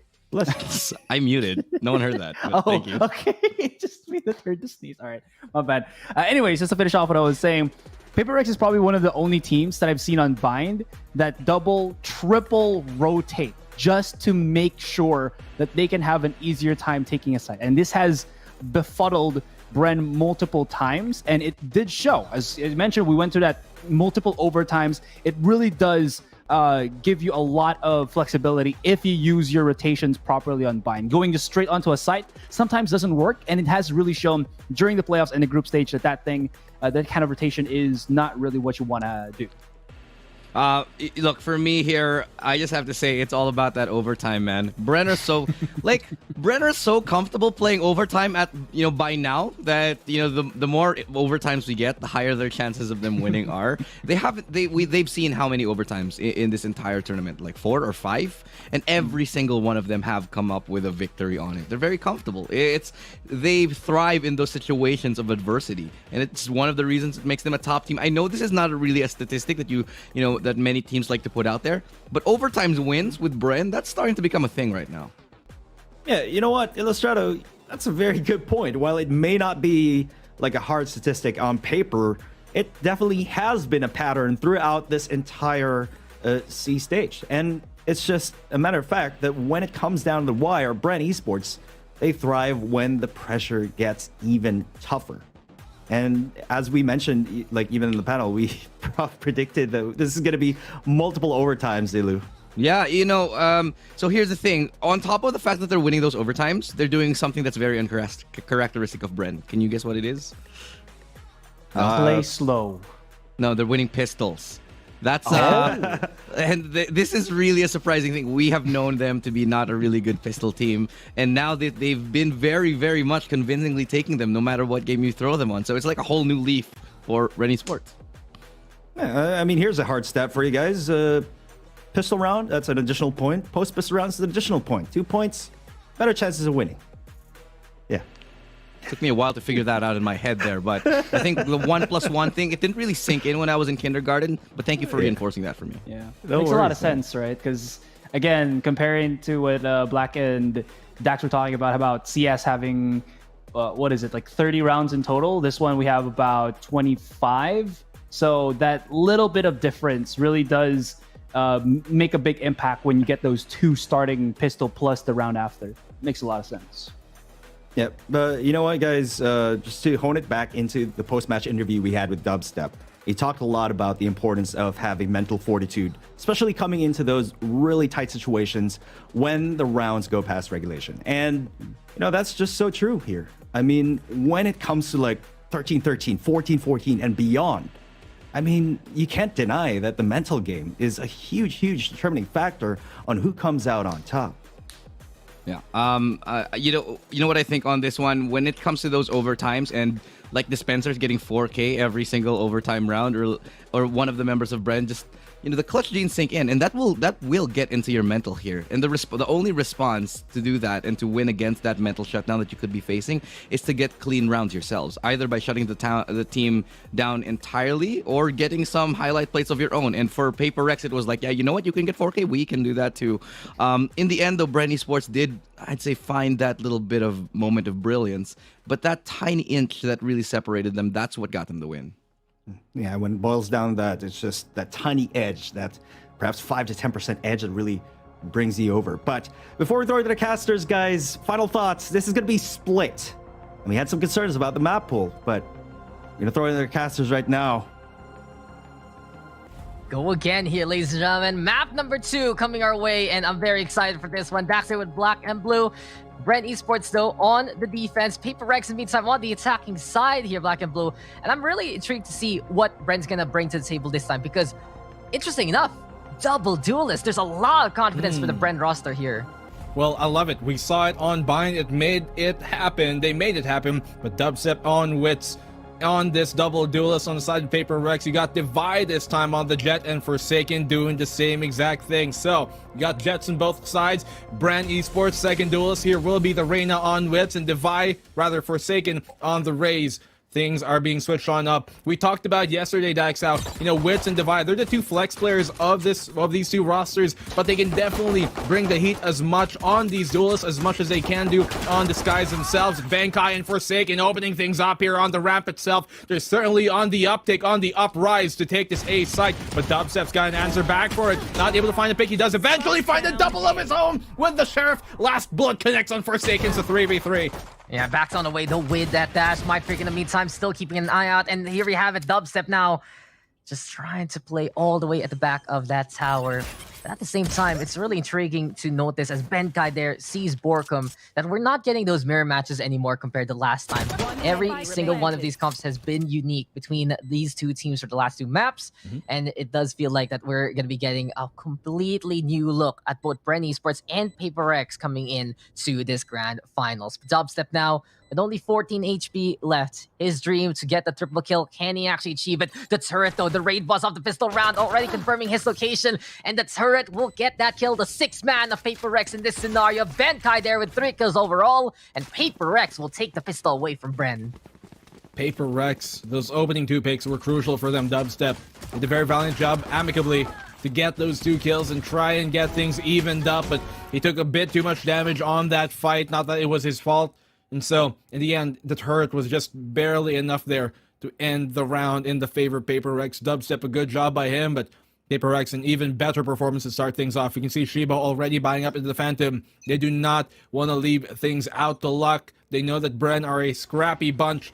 And the Phantom's definitely going to help them, and you can see the full value of that opening things up here with the opening pick on Dubstep. Borkum will follow on suit from Mind Freak, and Defy pushing his way haphazardly into the heaven itself from the mail, but they will ship them back to the post office. All on Dispenser. He's got a shorty. What can you really do at this point?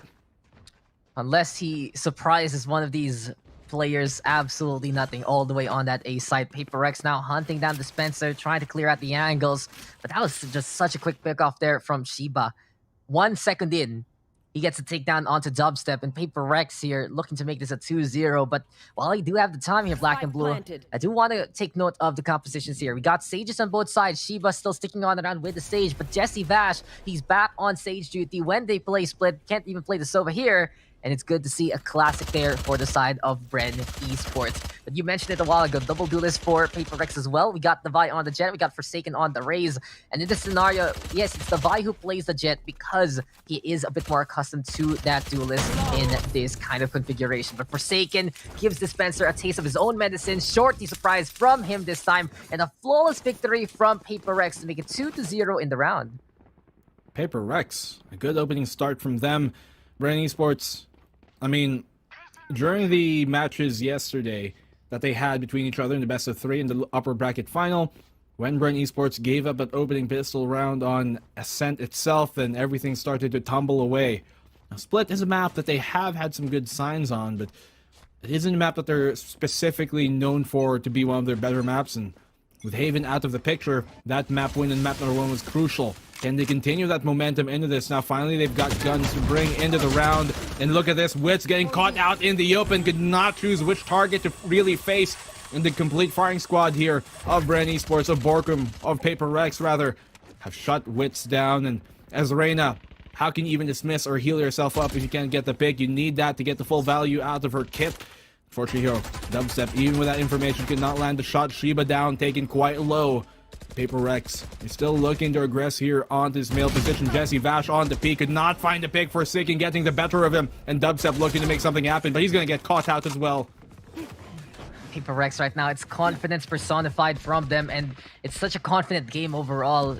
Remove Wits from the equation, catch out Jesse Vash, even prevent Dubstep from making a play, and as Borkum sees and seizes the fly-high Forsaken, it's Divide there to get that refrag, and it becomes 4v1, and Dispenser, he's put in the similar scenarios last round. He's all alone on his island of A sites, But overall, for PAPERREX, it's a good call here to just deny 30 Bren of seconds any left. kind of momentum, especially with that Reyna on Wits. Prevent him from getting kills, prevent him from getting that hot hand, and that will allow PAPERREX to just play the overrun time after time, round after round in this map alone. So 2-0, looking to be 3-0. Dispenser will be going for the exit frags. And also PAPERREX, they're avoiding the Sentinel gameplay right now of Dispenser, because this time, Dispenser stepping up versus PAPERREX, he's adjusted his playstyle just a little bit, so he isn't as readable as he was last time versus PAPERREX. But PRX, they have an easy solution to that problem. Stay away from Dispenser, go over to B site, play the overrun, as I said before, and win the round yet again. He did kind of struggle in the matchup yesterday between PAPERREX and Bren Esports, and knowing that, as he said, Dax, he adjusted his playstyle, and now he's having a field day, but we get caught out in the end there by Mindfreak on the hunt for the lurk. Does get him in the end. PAPERREX, a good opening start from them. And Bren Esports, you know, the longer this series goes, the more it's going to go into favor of PAPERREX, because Bren Esports, they already played 2 maps a while ago versus Alter Ego. Fortunately for them, it did not go to a full best of 3, but still, the longer they play, the more that fatigue could set in. Now, Bren Esports, all these 5 players on their side, they are veterans of the scene, yes, of esports and competitions in general, but everyone here is only just so human, and once again, that fatigue can definitely be a factor. No excuses, but it is the hand that they are dealt. Benkai opening things up here in the Wits, though. He's been so consistent here from the side of PAPERREX and showing his full stock once again. Yes, removing the Brett stare from the Reyna, and you make a good point there, Black and Blue. Not only will Bren Esports have to deal with an endurance test, but also PAPERREX, a roster like this, a team like this, once they get that first map point on the board, that's when they look even more scary. That's when PAPERREX gets even better and better. And for PRX, if they can win this map pick, it's even more essential for them in the first place in this scenario for the whole series. But Devi, he does get one dispenser now with the catch onto the Jet. Forsaken alongside Mindfreak playing inside the vents as the spike is planted on a site. There is a chance here for Bren Esports to fight on back. They do have a Phantom here for Jesse Bash, but PAPERREX already at the Vanguard, at the tip of the spear, looking for the firefights, and in the vents, we're going to be stuffing it with the corpses of Bren Esports. It's 4-0, and PAPERREX, are they getting back to that form that dominated Bren Esports yesterday? Is this going to be the runaway freight train of PRX?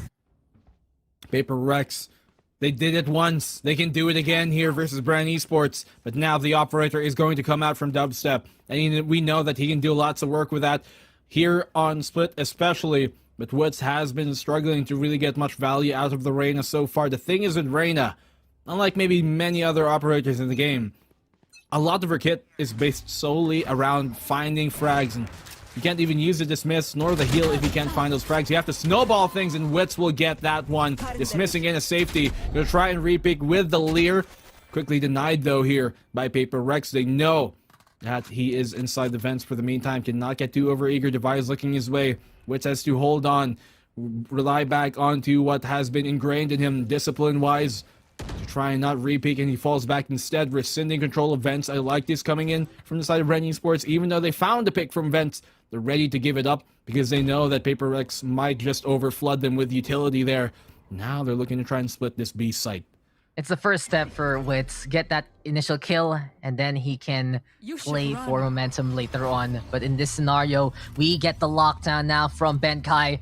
It does seem like here for PAPERREX, they do want to get more of that mid control with this lockdown, flush out anyone from the towers themselves. Just eviction notice there for Jesse Bash. He has to go into the alleyway instead, and seems like he's going to be a bit homeless in this scenario. But Forcum now with the takedown on the Mindfreak. Forsaken does get one in response, and here comes Forsaken. He's not done. Showstopper catching out Wits, and even though the Leer is there, the Eye of Sauron will not be enough to blind the aspirations there of Forsaken.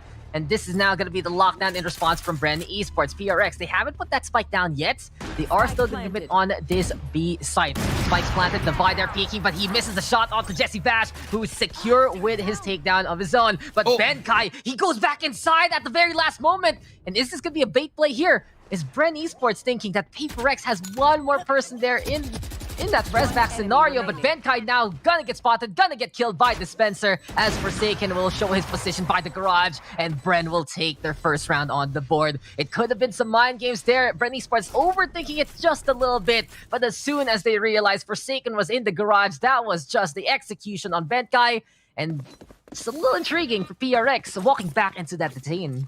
Yeah, a small blunder there for him, and if he wasn't detained by that, then he had a great position to cut off the push from the Heaven position itself. Borkum doing a good job to go 1-for-1 for Seiken, almost making things happen near the end of it, and Devi, as soon as he whiffed that shot, as soon as he didn't land it on Jesse Vash, well, Jesse Vash is ready there for the punish on the whiff, and that he will do every single time. Bren, they take one round, and this could be a sign of things to come. That's exactly what they need to get the ball rolling.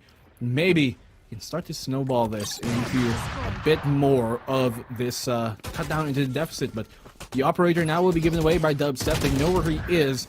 Will he try and re-peek it, but Bankai punishing Wits there, cannot continue to re-aggress once more. Wits has been getting caught out time and time again here by PAPERREX. Be very hard as Arena to find much value and confidence when you can't even land those shots with Borkum and Jesse Vash. Off of the boost here, using the wall to its full capabilities, giving them the high ground like a Skywalker, and they're definitely running over this. A bit ambitious there for PAPERREX. Forsaken coming in close, but Mindfreak securing that kill. Just a quick little tap there onto Jesse Vash. Borkum though in the meantime with the answer, and Dispenser will flush out Benkai from the middle of the map. 4-2. Bren Esports now getting 2 in a row, and with their composition, this is a good sign. Once they get 3, 4, 5 rounds in this firefight, in this first half, it's gonna be very, very helpful to them. That will mean that Wits is starting to pop off, get those kills. That will mean that Dubstep has gotten value with the operator, and overall they do have lots of control options with the Astra in tow in their comp in the first place. On the flip side though, for PAPERREX, they're already off to a hot start. And for them, if they get a few more rounds, that's just going to be gravy for them. Absolute bonus rounds here for PRX every single time they get the scoreline on the attacking side. Because we know when they get on the defense, they're going to be even more ironclad than before. But for Wits, he's only gotten a single kill so far. And when he's on that Reyna, he knows he's hungry for more. Dubstep, though, in the meantime, keeping an eye out of any kind of, at least, lineups there and the like. At the same time, it does feel like PAPERREX doesn't really have much besides the double updraft. And it seems like here for Bren Esports, they are anticipating PAPERREX plays. A while ago, even though Benkai was detained, they did go for the push. Now they know Devi has a Blade Storm ready, but Dubstep this time feeling secure about himself. And with that confidence, he gets rid of Shiba. Benkai, though, in the meantime, making it happen versus Jesse Bash. But Wits, he will get a second kill. Dubstep now here! But Forsaken from afar, doesn't care about the range of the operator. And it's 3v2 black and blue. Now, we've seen PAPERREX make these comebacks happen, even with a man deficit. Dispenser holding down the angle there.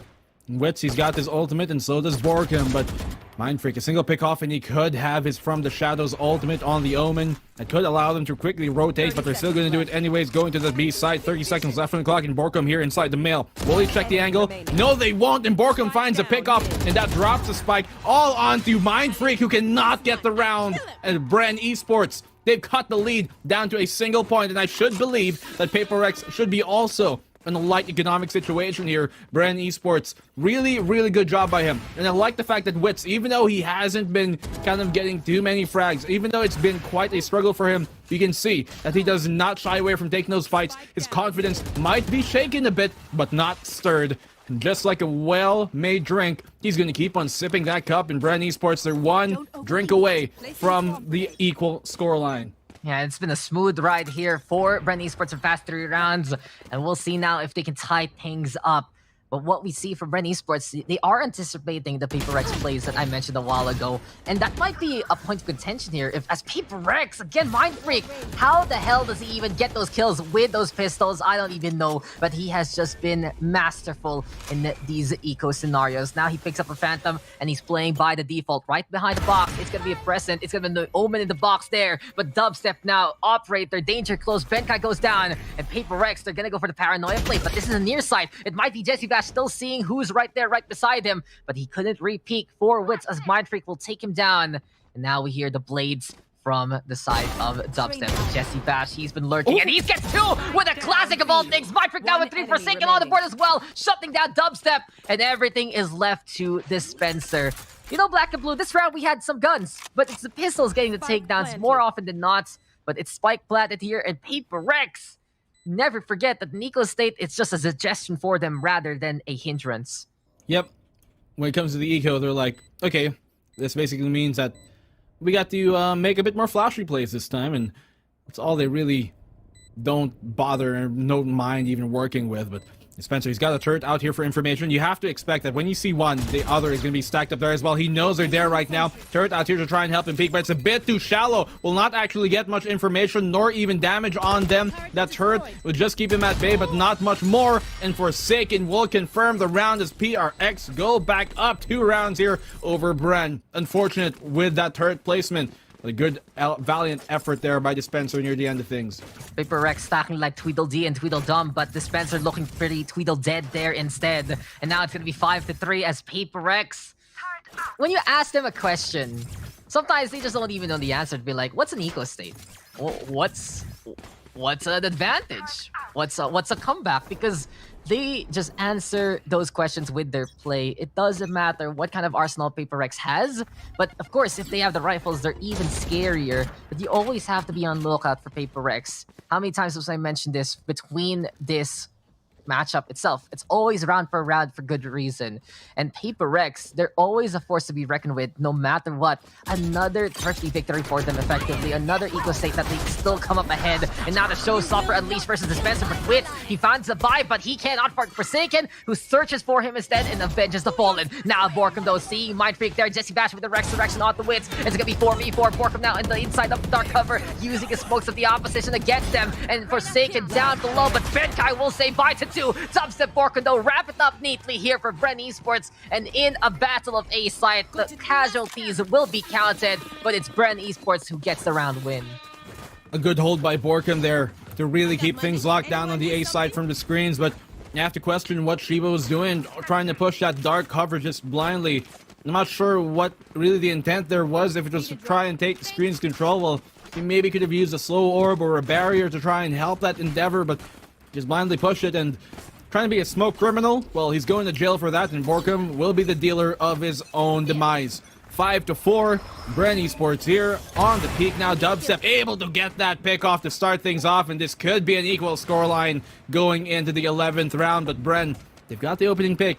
PRX once again in an eco situation, but they've got 2 rifles to work with, and in the hands of the very capable Bren, rather PAPERREX, this could easily be a 4-4, and they could even win this round if Bren Esports aren't careful.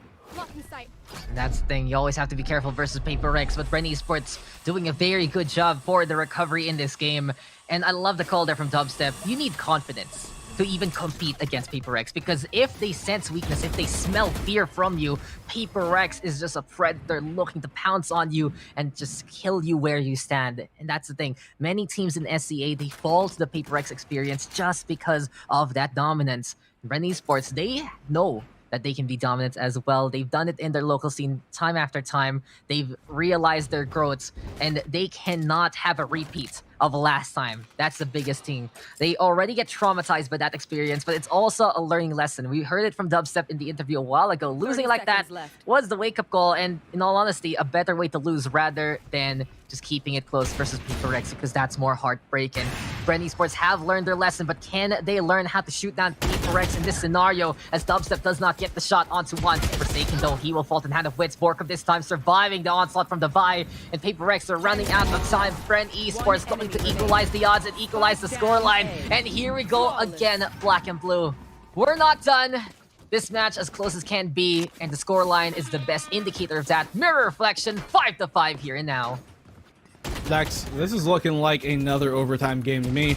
This is the exact same situation we were in last time on Bind on map number 1, and that ended 6-6 with a reset going into the second half, and it could be another one of those, I think. Bren Esports, do you have some momentum to work with? That's 2 rounds in a row that they've won. Can they string it to a third and take the lead here? They have not had the lead this entire game. They can make it happen here right now. The crossover now from Devi. Dubstep as an operator will not land a shot and punished by Forsaken. Lightning quick on that punishment. Wits will find the frag here on the Devi as well. He's been electric so far, coming alive in the latter stages of this first half of split. But now, Borkum has also been doing a great job holding things down. I think he's going to want to go down here with the ship. The captain will never abandon what is his, and Borkum, he's going to go down with it for the meantime. But 3 versus 3, the retake will come in from Bren, and that's to kick things off here from Wits.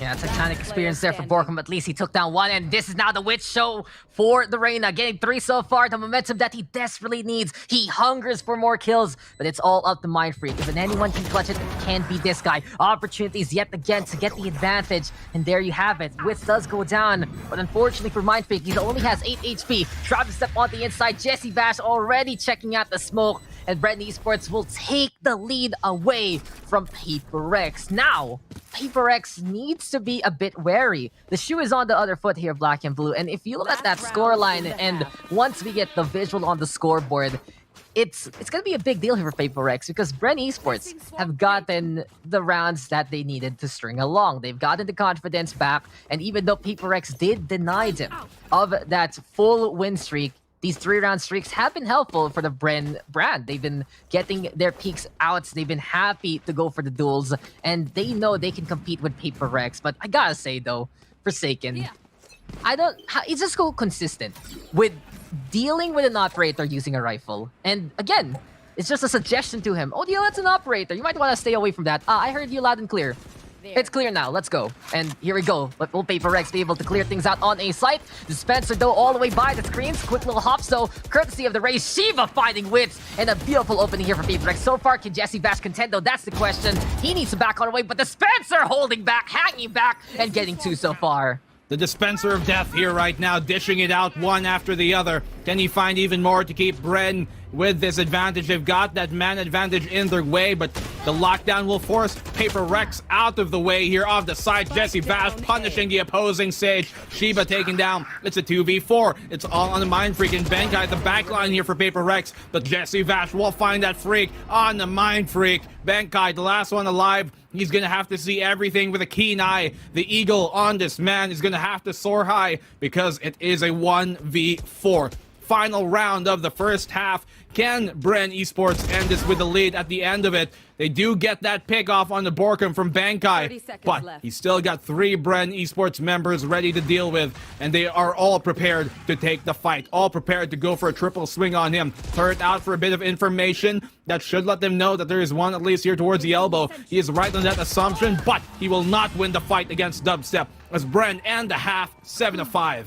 7-5 the scoreline. Bren Esports with a beautiful recovery, but after everything is said and done, this is not a bad situation at all for PAPERREX. They got 5 rounds on the attacking side, and we know when they play that split defense, it gets even scarier as soon as you walk up on site. So overall, PRX should be content with the scoreline that they get, but at the same time, it might feel like that they could have gotten a few more rounds after their initial streak. Bren Esports, though, they found their bearings as soon as they got that defuse win in the 5th round. They got even more of those denies, basically, and we saw it there. PAPERREX, they had a good handle on that A side, but Bren, they timed it very well, just surprising PAPERREX on the angles that they took. Dispenser especially just getting the drop on the 2 duelists. And here we have it. Sides are swapped, but PAPERREX, they have a good chance here to tie things up yet again. And hasn't that been the story so far here, Black and Blue? If this is a tug of war, it's just two strong forces refusing to budge whatsoever with that rope. And Dispenser, though, he'll just get hanged there by Benkai. The Nano Swarm burning the feet of the Killjoy on the other side. Dubstep now going for the taps, but the only rhythm here will be Shiba's as the Classic gets a takedown, and Benkai now holding on a site. Benkai is going to have to get another pick off here to really secure in the round. He's going to be exposed as that dissipates. Borkum able to find another follow-up on that, but Shiba will find one of his own, and Jesse Vash will answer back as well. 2v2 here, Wits and Jesse Vash on the site. Shiba and Forsaken on the retake. Paint shells out to try and paint him red. Jesse Vash not able to get out in the nick of time. He will get the plant off, but that's all he's going to get. Wits, it's all onto him. No more dismisses, no more heals. All he got is that single Leer to make this gunfight work out. He's got the ghost. He's gonna have to make 2 of them. Add more onto it. Shiba taken down. Wits with the last one. He cannot confirm it though as Forsaken gets the round. And PAPERREX answer back here at the seeming cusp of Bren taking this lead away. PAPERREX not letting it get out of hand. They're looking to tie things up yet again. Small moment of hesitation, though. A bit rare from PAPERREX because Shiba went forward, Forsaken kind of backed off. And I think I mentioned it a while ago that for PAPERREX, they have a good assessment of fights that they can win from the get-go or not. And Forsaken, he proves it there. That back off did help him out at the very end. But Shiba peeking all by his lonesome, they still need to be a bit careful of those scenarios. So while we know that these two teams are incredible so far, and they have these tendencies, and they have basically these facets of gameplay that make them unique. At the same time, it's all about that sync, and it really is, I'd say, as we get the Bren tactical timeout, it really feels like, besides trying to prove to each other who the king of SEA is, it's both Bren and PAPERREX trying to size each other up, and also set a higher bar of play. Because they both know they're going to Berlin, they're going to be facing off against the world's best in NA, in EMEA, in all the other regions, and it's their chance to truly shine for SEA. So not only does this contest prove to us who's going to be the better team, who's going to be the best team of SEA, but also it's a good indicator of what kind of performance they're going to bring to the table. And what I see from Bren Esports and PAPERREX, there's a lot of respect right now. They respect each other's power level. They respect each other's accomplishments so far, and they both want each other to perform well in Masters number 3. But of course, they're fighting right here, right now, and they may fight also in that grand stage in Berlin. So let's see what the future will hold, as now we are going to get back into the game. Bren Esports, they love to use the tactical timeouts, though, to stall out the momentum of the opposition and at least retool themselves. But PAPERREX, they have the good advantage coming into the round here, black and blue.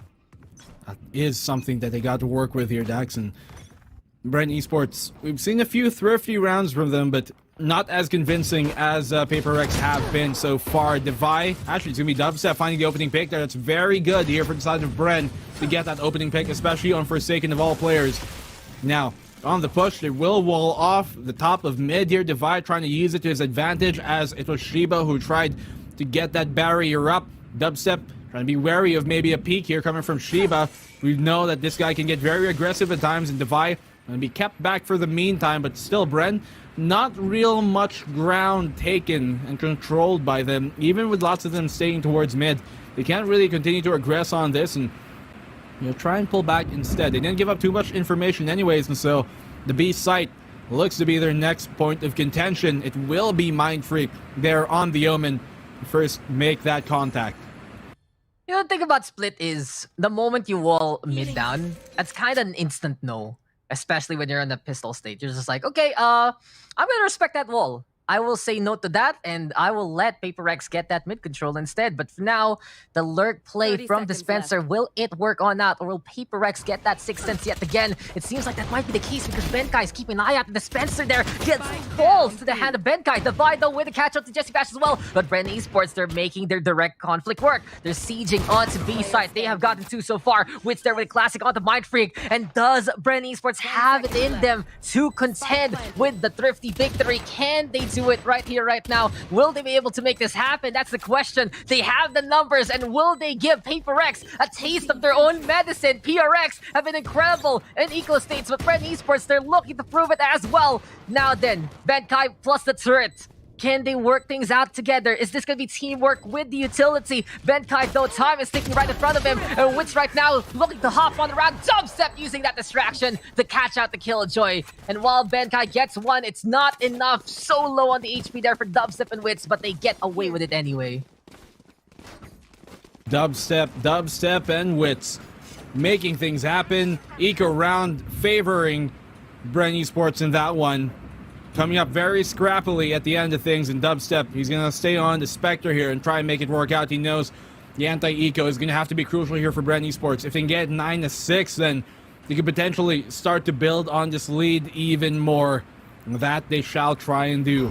Second round now won by Bren, which is something that actually PAPERREX have been doing to them all series long, all matchup long, honestly, between these two teams, where Bren will win the opening pistol, then PAPERREX come back on the second of the half. This time returning the favor, then Borkum will open things up here towards that the heaven position. On the push, though, Dubstep getting the pick off here. He's going to find a second on the Benkai this time. 2 players remaining, Forsaken and Mindfreak, all returning back into that heaven position to try and hold it off. But Borkum, he knows that they're going to be coming his way. Forsaken. Gonna shut Forsaken down in the air, and Dubstep will get a 4K off of it too. Great job by him. And now 9-6. Bren Esports a single round away from getting that double-digit scoreline and increasing the lead even more. You know, PAPERREX, it always feels like they're putting fireworks in your face. That you have to notice some of the wacky things that they do. And in that scenario, it's again Forsaken looking to play the distraction. Dubstep though tracking down the opposition, getting the 4K overall. But it still works here for PRX in a way. Borkum there getting whittled down, I believe. Yes, he did to Mindfreak, who's a classic god. And while Dubstep does get the takedown onto 4 players, it still means that PRX is willing to go above and beyond the expectations of many and are willing to fight in that manner. But Dispenser now catching out Benkai, and as Forsaken is right behind the smoke, can he even get an angle there? Dubstep already unleashed the blades. He didn't get the kill though, so I think he barely has any now. Spike though is gonna get planted. PAPERREX coming in from the tower. And Bren Esports, again, with that lurk play from Dispenser. But PRX, they're already on notice with the dark cover. But Dispenser, he's a smoke criminal on the inside. Catches out Shiva. Forsaken in the meantime with a kill onto Wits there. But PRX, they're looking low on the HP for the raise. Time is ticking, and it's going to be an interesting scenario here for Bren Esports as Dispenser is navigating to the middle where a wall will be in the way. But at the same time, PRX, they're checking things out. Borkum, though, it does have to peek because of the paint shells. And Jesse Bash now with a punish on Forsaken instead. Mindfreak now will back on away. This is going to be PAPERREX giving up this round. And the thing is, Black and Blue, when Bren Esports wins the second round as Davai gets a beautiful exit kill there onto Dubstep, but when Bren Esports gets a second round victory and they steal it away from the opposing team, rarely do they drop the ball. It's one of the rare occasions that Bren can do, but when they do it, they look magnificent all throughout the half, and now it seems like that form is showing and shining. Shimmering splendid here from the side of Bren Esports, and they've been making the Cinderella run look even more perfect for the meantime. Now Bren Esports coming into it, they have this lead, and PAPERREX are on that low economic situation, but they've been able to make it happen time and time again. Even here with 2 sheriffs on the side of PAPERREX, you can never count them out, and they've proven that over and over. Divide trying to go for the peak here on Mail. Not an advisable angle, but he still finds a pick off on a Dubstep. That's a huge player to get here off of the Bren Esports side. Borkum trying to crawl his way to get for the refrag, but on the ping, he's going to find the double, almost finding a third. Shiba will confirm that to bring it to a 3v3 back here again. And there we go. Wits now popping that Empress. Can Bren still play the confidence man playstyle that has allowed them to claw their way back into the game and steal the lead away from PAPERREX? Or will PRX be able to dominate, and show us what the PAPERREX experience is all about?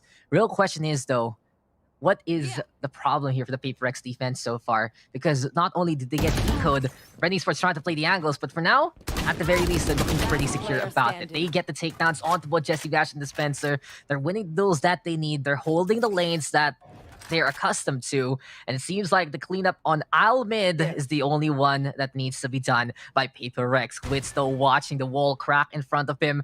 It's high time now for Wits to prove to us that he can make this Reyna pick work. He has been getting back his momentum, but in a 1v3 situation, if he can find the duels, he has the tools to make the clutch happen. Still 2 Devar / dismisses, 2 souls to gather and garner. But as we get the smoke now into play, Mindfreak looking to play on the inside. Wits still already putting that spike down. And Mindfreak, he has a corner there to keep an eye out. Peekaboo, Mindfreak sees you, and you are very, very dead. Mindfreak, though, he's one of the sneakiest ones. He's one of the smartest ones, and we see it time after time from PAPERREX. When there's a play that looks so eloquent, I gotta say, when there's a play that looks very different from what you're accustomed to, it's usually from Mindfreak. Mindfreak, this man, there is no kind of altered reality for him, because he might be named Mindfreak, but he's fully conscious on every single decision he makes, and he's completely deadly in every facet and endeavor he tries to undertake. So, for the meantime here, Bren Esports, we've seen that PAPERREX have been time and time again thrifty. They proved it right there, but they've got the ultimates as well now to bring into this. Judge in the hand of Davai. The jury's still out on that, but we know he's very good in that endeavor. And this is the map where judges do shine. Davai can give Bren Esports that last surprise. They'll never see that one coming, if ever. But PRX, they're looking to keep an eye out with the jump peaks there.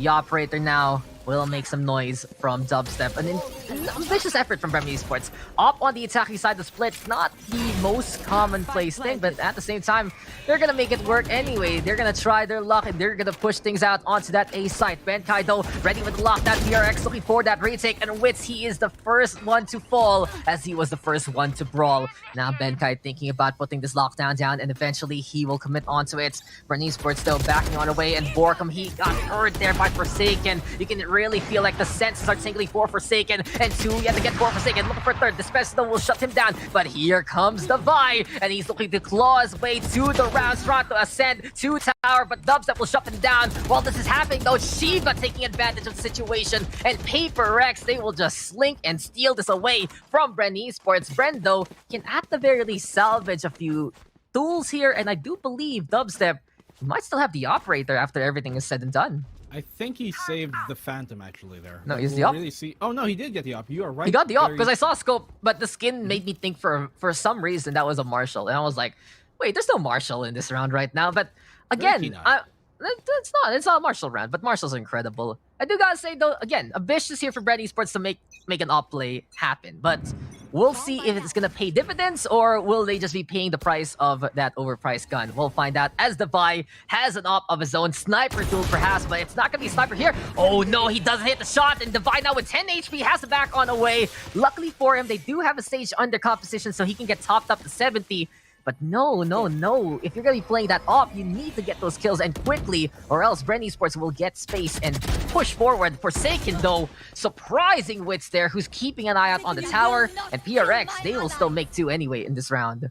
Good res coming from Jesse Vash. That's exactly what they needed for them to bring it back. And Forsaken, he finds a pick here on the Borkum. And now the only controller off of the side of Bren Esports has been thrown out the window. Dubstep going for the shot, almost landing it on the Mind Freak. A bit too close for comfort there. He can see the Tracer whipping past his head, but the Vi will not miss that shot on a Dubstep in return.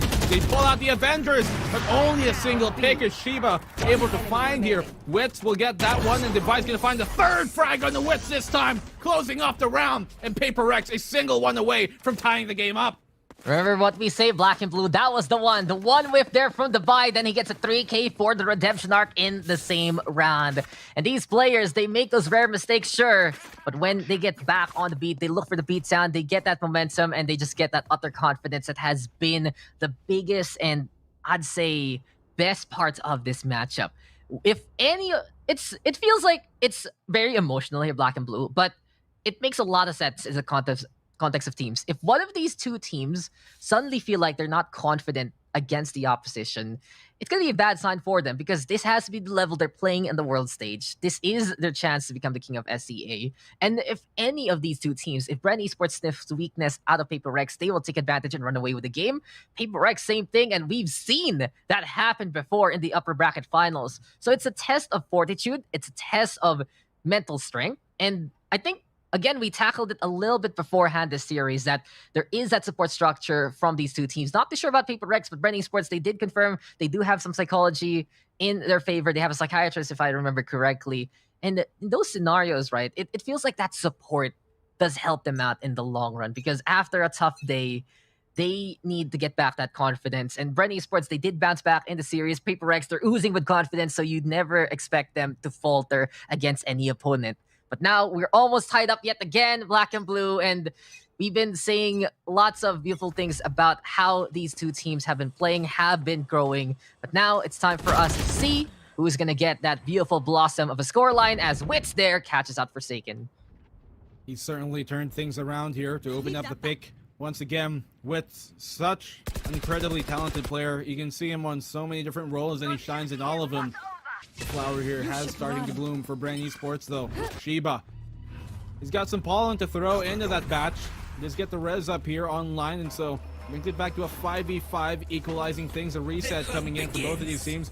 Dubstep playing at the cusp of this. He's gonna push on in with the lockdown itself expiring, and they should be able to get the plant here for the most part, but they're gonna try and go for this retake a bit early, and Dubstep not gonna be able to punish Shiba for that, getting caught out in the open, getting mid control as well as Jesse Bash only finds one, but not any much more. Yeah, you'd think that Bren Esports is playing the breach and clear, but it's actually PAPERREX clearing out those off angles. And now Shiba, he's got the 3. The Spence still catching out Benkai, but Myfreak shows up from the alleyway. And a sucker punch there from the Omen will get the takedown. All left to Borkum here. He gets Shiba. It's now 1v1. Is this TikTok on the clock time here for Borkum? Is this going to be the clock winding on down? Divido tried to play that shortly from in behind. Phantom out to bring around the Rosie. A powerful Posey. And it's a chase down here. Divi, he needs to go for the defuse. Can he get halfway? And Borkum with the surprise. Borkum now, his time is here, and it's Bren Esports who wins out in the clutch in the most silly scenarios. Merry-go-round, musical chairs, riding the carnival. Borkum just taking us for a ride, and he took him there at the end too. Divi trying to chase him. He's on the tail, but the cat not able to catch up to the mouse in this case. And Borkum, so sly, so slick. Borkum getting the clutch in the 1v3. That's Borkum time. Remember the name. This is his game. 9-11, and Bren Esports a single one away for a match point once again, Dax. What a play coming in there. But PAPERREX, we know that after a round like that, they're going to answer back big. They're going to answer back hard. And here comes Divi on the pickoff, and he finds wit to get things going. The silencing the opposition, but Forsaken caught out there by Spencer. A little bit too greed from the Rays. Dubstep now with the catch on Shiba. And while PAPERREX got that beautiful pickup at the first signal of this round, it's still Bren with the advantage after everything is said and done. Myfreak now tried to play up top the wall, has the back on the way because of the slow orb. And a while ago, I don't know if Saturday night cartoons will they be replaced from Tom and Jerry to Borkum and Divi, but that chase ring around the Rosie, I'm going to remember that for the rest of the series. But for now, we need to recall that this map is not over. Bren Esports, they're 2 away from getting the 2-0 scoreline, and that will be such an immense statement here from Bren Esports. And now you can see again, Myfreak now caught out here by the Spencer. Bren Esports playing their angles well, waiting at the right times, and in this battle of timing, it's Bren Esports with a better stopwatch. Can Bren now go to that B site? We have the wall to get in. The way spike is being planted, and PAPERREX, they're still playing that operator, but can they get the angles here for this B retake? 2v4. Divi gonna want to make up for that one the last time around, but no, Dax, this is an eco. They're gonna have to go save for this rather, and their economy not in the best situation. They're gonna have to try and save the weapon instead and try and play the comeback at match point. They know that if they lose this round, there is nothing they can do much afterwards. So Bren Esports, they've secured potentially an 11th. No! PRX, they've answered back. Bren Esports, they've given them a small window to work with. But the time is not there. And still PAPERREX, they're going to go for the save instead. Going for the safe play. I admire that from them. They know there's a bigger picture here than winning just a round. For the meantime, Jesse Vash at the cusp at the event horizon of that Black Radiant explosion. PAPERREX, they're a single, well, 3 rounds away in this deficit. Bren are the ones who are at match point right now. But PAPERREX, I don't think they're done just yet, Dex. They've saved that operator. They have a play in mind, and they know that they can make the comeback happen. Will we go into a second overtime map? I think so. We'll see. PAPERREX, they did deny those exit frags from happening. They said you can have the points, but you cannot have our guns, and they will still contend here and now to try and fight for their split lives. The Bren Esports, it really feels like this is their time to shine.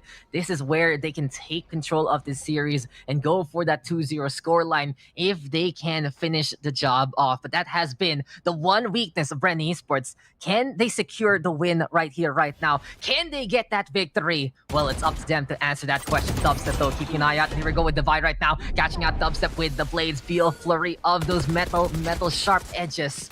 And it's now PAPERREX getting that first pickup. But we've seen this before from PRX. Divi gets an incredible pickup at the starts. But it doesn't really matter much because Bren Esports is able to equalize and take the advantage. Thing is, though, not only does Divi have the Spectre this time, he's given that operator to Forsaken. And keep an eye out on that Wonder Child all the way on A site if ever Bren rotates. But Bren, stubborn that they are, looking for that lockdown play. They're thinking about it, though, transferring the spike to the hands of the stage. And it might be a bait play here, Black and Blue. Dispenser might try to sell this B push while Bren is moving over to A site. Thing is, though, I love the angle here for Devi. He might see this one coming if he peeks in the middle. And as soon as he comes out, Bren, they want to go for B-side instead. Devi, though, will be the first contact. Borkum will get that takedown. Venkai right now trying to survive. Shiva finding Borkum. And here we have it. The detain will get anyone. Doesn't. But Bren buying space for themselves. And here they go onto that B-site. They were trying to sell that B-site early on, and for the most part, PAPERREX, they weren't buying. They knew it was Snake Oil at the under end of it, but Dispenser's gonna get that frag off. Shiva's gonna get one of his own. They now have a 3v2. The plant will go down. Will they be able to get the clutch? Jesse Vash able to bring it to a 2v2 here right now on the hell, and Shiva will send him directly from whence he came. Jesse Vash at the under end of it, and we're gonna continue on into another round as PAPERREX come back into it and get the defuse off. 10-12. PAPERREX not letting this one get too far. PAPERREX, a slick salesman, denying this trade offer and refusing to budge on that B site. Incredible play there from PRX. Beautiful read on the opposition, and even though Bren, they tried to make Snake Oil look good there, Black and Blue. They said it's gonna be healthy for you. They said it's gonna be your saving grace. It's a miracle serum. But PAPERREX, they look at science, they look at the possibilities, and the possibility now is a potential overtime because Bren, they don't have the money here. They're gonna believe in the power of the Guardian. Wits ready with that one-tap potential. But in this scenario, PRX, they have the advantage, and we're not done. Forsaken flying high. Showstopper though versus Dubstep, but Wits now with the refrag. It's 4v4. That's gonna be a free gun here for Bren Esports, giving them a chance. And not only that, Jesse Vash, he's one away from the resurrection. So he gets the orb, goes for the res, and after everything is said and done, it's gonna be a trade deal in favor of Bren Esports. This time here, Black and Blue, they got away with this one.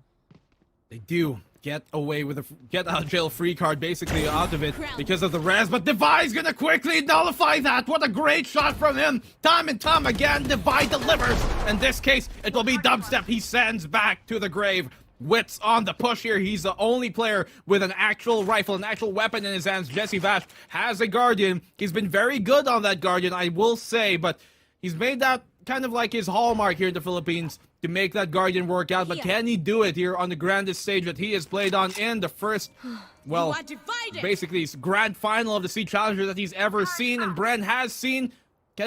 Well, that remains to be They're seen. trying to do it again, Black and Blue. They're trying to sell a B take that's not going to be there. And as soon as Devi confirms Wits is here on A site, it's now PAPERREX seeing the movement of Bren Esports. It's all about tomfoolery here from the side of Bren Esports with PAPERREX. They have effectively given out the site though. It's 4v3, but again, the wittiness of Bren with PRX not budging with the right targets at the right time. And oh, Devi, he's gotten 3 here. They can't continue to peek Devi when he has an operator like that in heaven. He might be an angel of heaven, but he's certainly not going to act like one, sending them down back. Borkum here from hell under the rafters does get the pick off of the Mind Freak, and Bankai will punish him for that position. Jesse Vash, a one tap to get the kill. Can find the second. Will he find the third? Almost getting it, but Bankai will confirm it. Shiba almost going down. A single bullet would have done him in, and who knows what would have happened in that case. But we're going to the final round of regulation, Dax. We're going to round number 24, and this just seems apt. I told you, it was smelling like overtime in my shoes. Well, that's not a good thought to think about now I think about it, but it was smelling. I'm going to rescind that. It's smelling like overtime in general, okay? But the boots here, put on by PAPERREX, they are steel-toed. They can protect him in any situation. Jesse Vash almost making the clutch happen, but we're going into the final round, Dex. It's smelling like overtime once more. My friend, you might want to get some foot spray for that one, because maybe. Yeah. The athlete's foot. Well, I don't think that's the game. I think that's a real problem that you might want to check after we're done with this series, friend.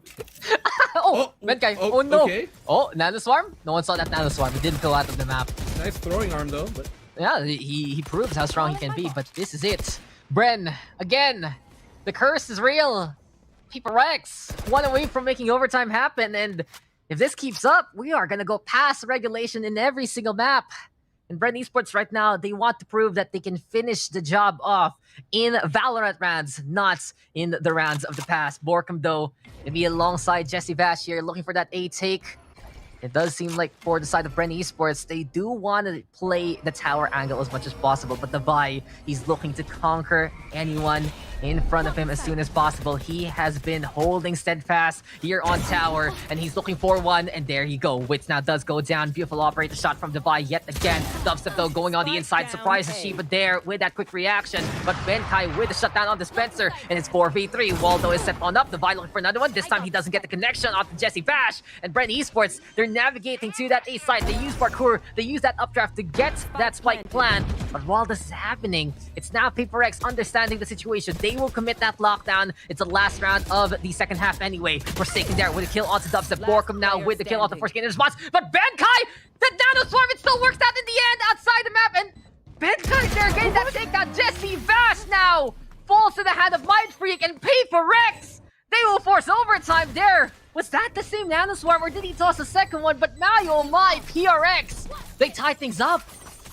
I think it was the same one, because when you see on the minimap there on the position that he died in, it was at the very corner of that A site on the bottom right corner of it where the Nano Swarm went. So was that calculated, or did he just make the best out of a sticky situation? We don't know. We're going to have to find out. It did technically go kind of outside, and so we're going to see how that will really be ruled, but we're going to continue on with the match so far. Another overtime continuing on here. Bren Esports versus PAPERREX. A show banger to get this show ended. We're at the final match, ladies and gentlemen. The final series, rather, of this entire playoff stage here at the Sea Challengers, of the final stage of the entire year for VCT Southeast Asia. And this is definitely delivering one for the history books. This is the third time these teams are matching up. PAPERREX have bested them in the series twice and over, but Bren Esports looking to make it happen for a third time around. Forsaken on the push here on the ramps, going to be pulled back because of that Nano Swarm. Dispenser looking to aggress because of that, but he's going to get caught out in the open by the opposing Killjoy.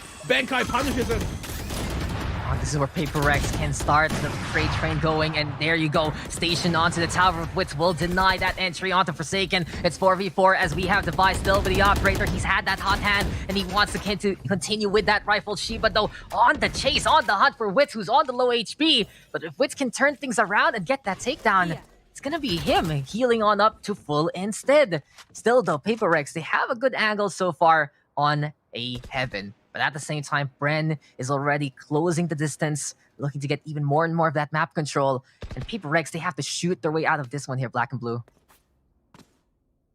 Fortunately, that is a position that they love to be in those sticky situations, turning up like John Wick and using what they've got in their own hands to decide their own fate.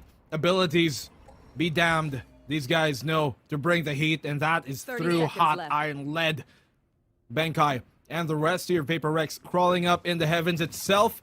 On side the ropes, holding down the angle. Mindfreak will be there. Trying to peek out, though. Mindfreak will find that pick off, and Devi will find one on the Borkum as well. This overtime round is seemingly looking in the way. PAPERREX have just enough time to get the plant off on the B site itself, of which they can. Nobody inside the site to deny that from happening in Bren Esports. They're going to have to go for the 2v4 retake here, Dex. But Jesse Bash, I don't think he realizes that Devi is going to be looking down his way. Okay, makes him whiff the shot off of the sidestep. Cannot confirm. Yes, he will. That's a good pick off here. And suddenly a sliver of a chance has been opened up here by Bren. Yeah, good hustle for PAPERREX though to rotate to that B side, but Bren Esports giving themselves a chance, shutting down Devi, and now Dubstep with a drop down. Can he go for that kill? Already a dash on in, inside the cloud burst, and he is able to outduel Shiba in that scenario. It's 2v2 now, duos versus duos. Now then, Benkai though, facing off against Jesse Bash, and now Dubstep goes for the fake. It makes Mindfreak check it out, and Bren Esports will say, look, see, we will take this round. 13-12, gonna be the scoreline. It's now map point here for Bren Esports. Bren Esports have taken the lead once again in overtime, and on the defensive half, now they go to the attacking side. Can they make it happen a second time around in overtime? They have been perfect so far in these overtime situations, Dax. The panel touched on it. They have yet to lose a map that isn't against PAPERREX, and in all of those maps, well, at least a bunch of them, every time it went into that overtime situation, Bren have come out of it unscathed. Even if it went into 6-7 overtimes, they have come out of it on top. And Bren, this is where they are good. When the going gets tough, well, they dig down deep and pull themselves out of the hole by themselves, all alone. There is no situation that they shall falter in. And PAPERREX, they're looking to make it a bit more difficult here. Devi opening things up, trying to at the very least, but cannot land a shot there. And Wits, who backs off in the nick of time. And they do burn that wall down, but even with that, they're not necessarily trying to aggress too much. And Bren Esports, the panel said it themselves, that's when Bren Esports can get success in these overtime scenarios. PAPERREX, though, they've been breaking the records of Bren in the playoffs. They were the team that have given Bren the map losses.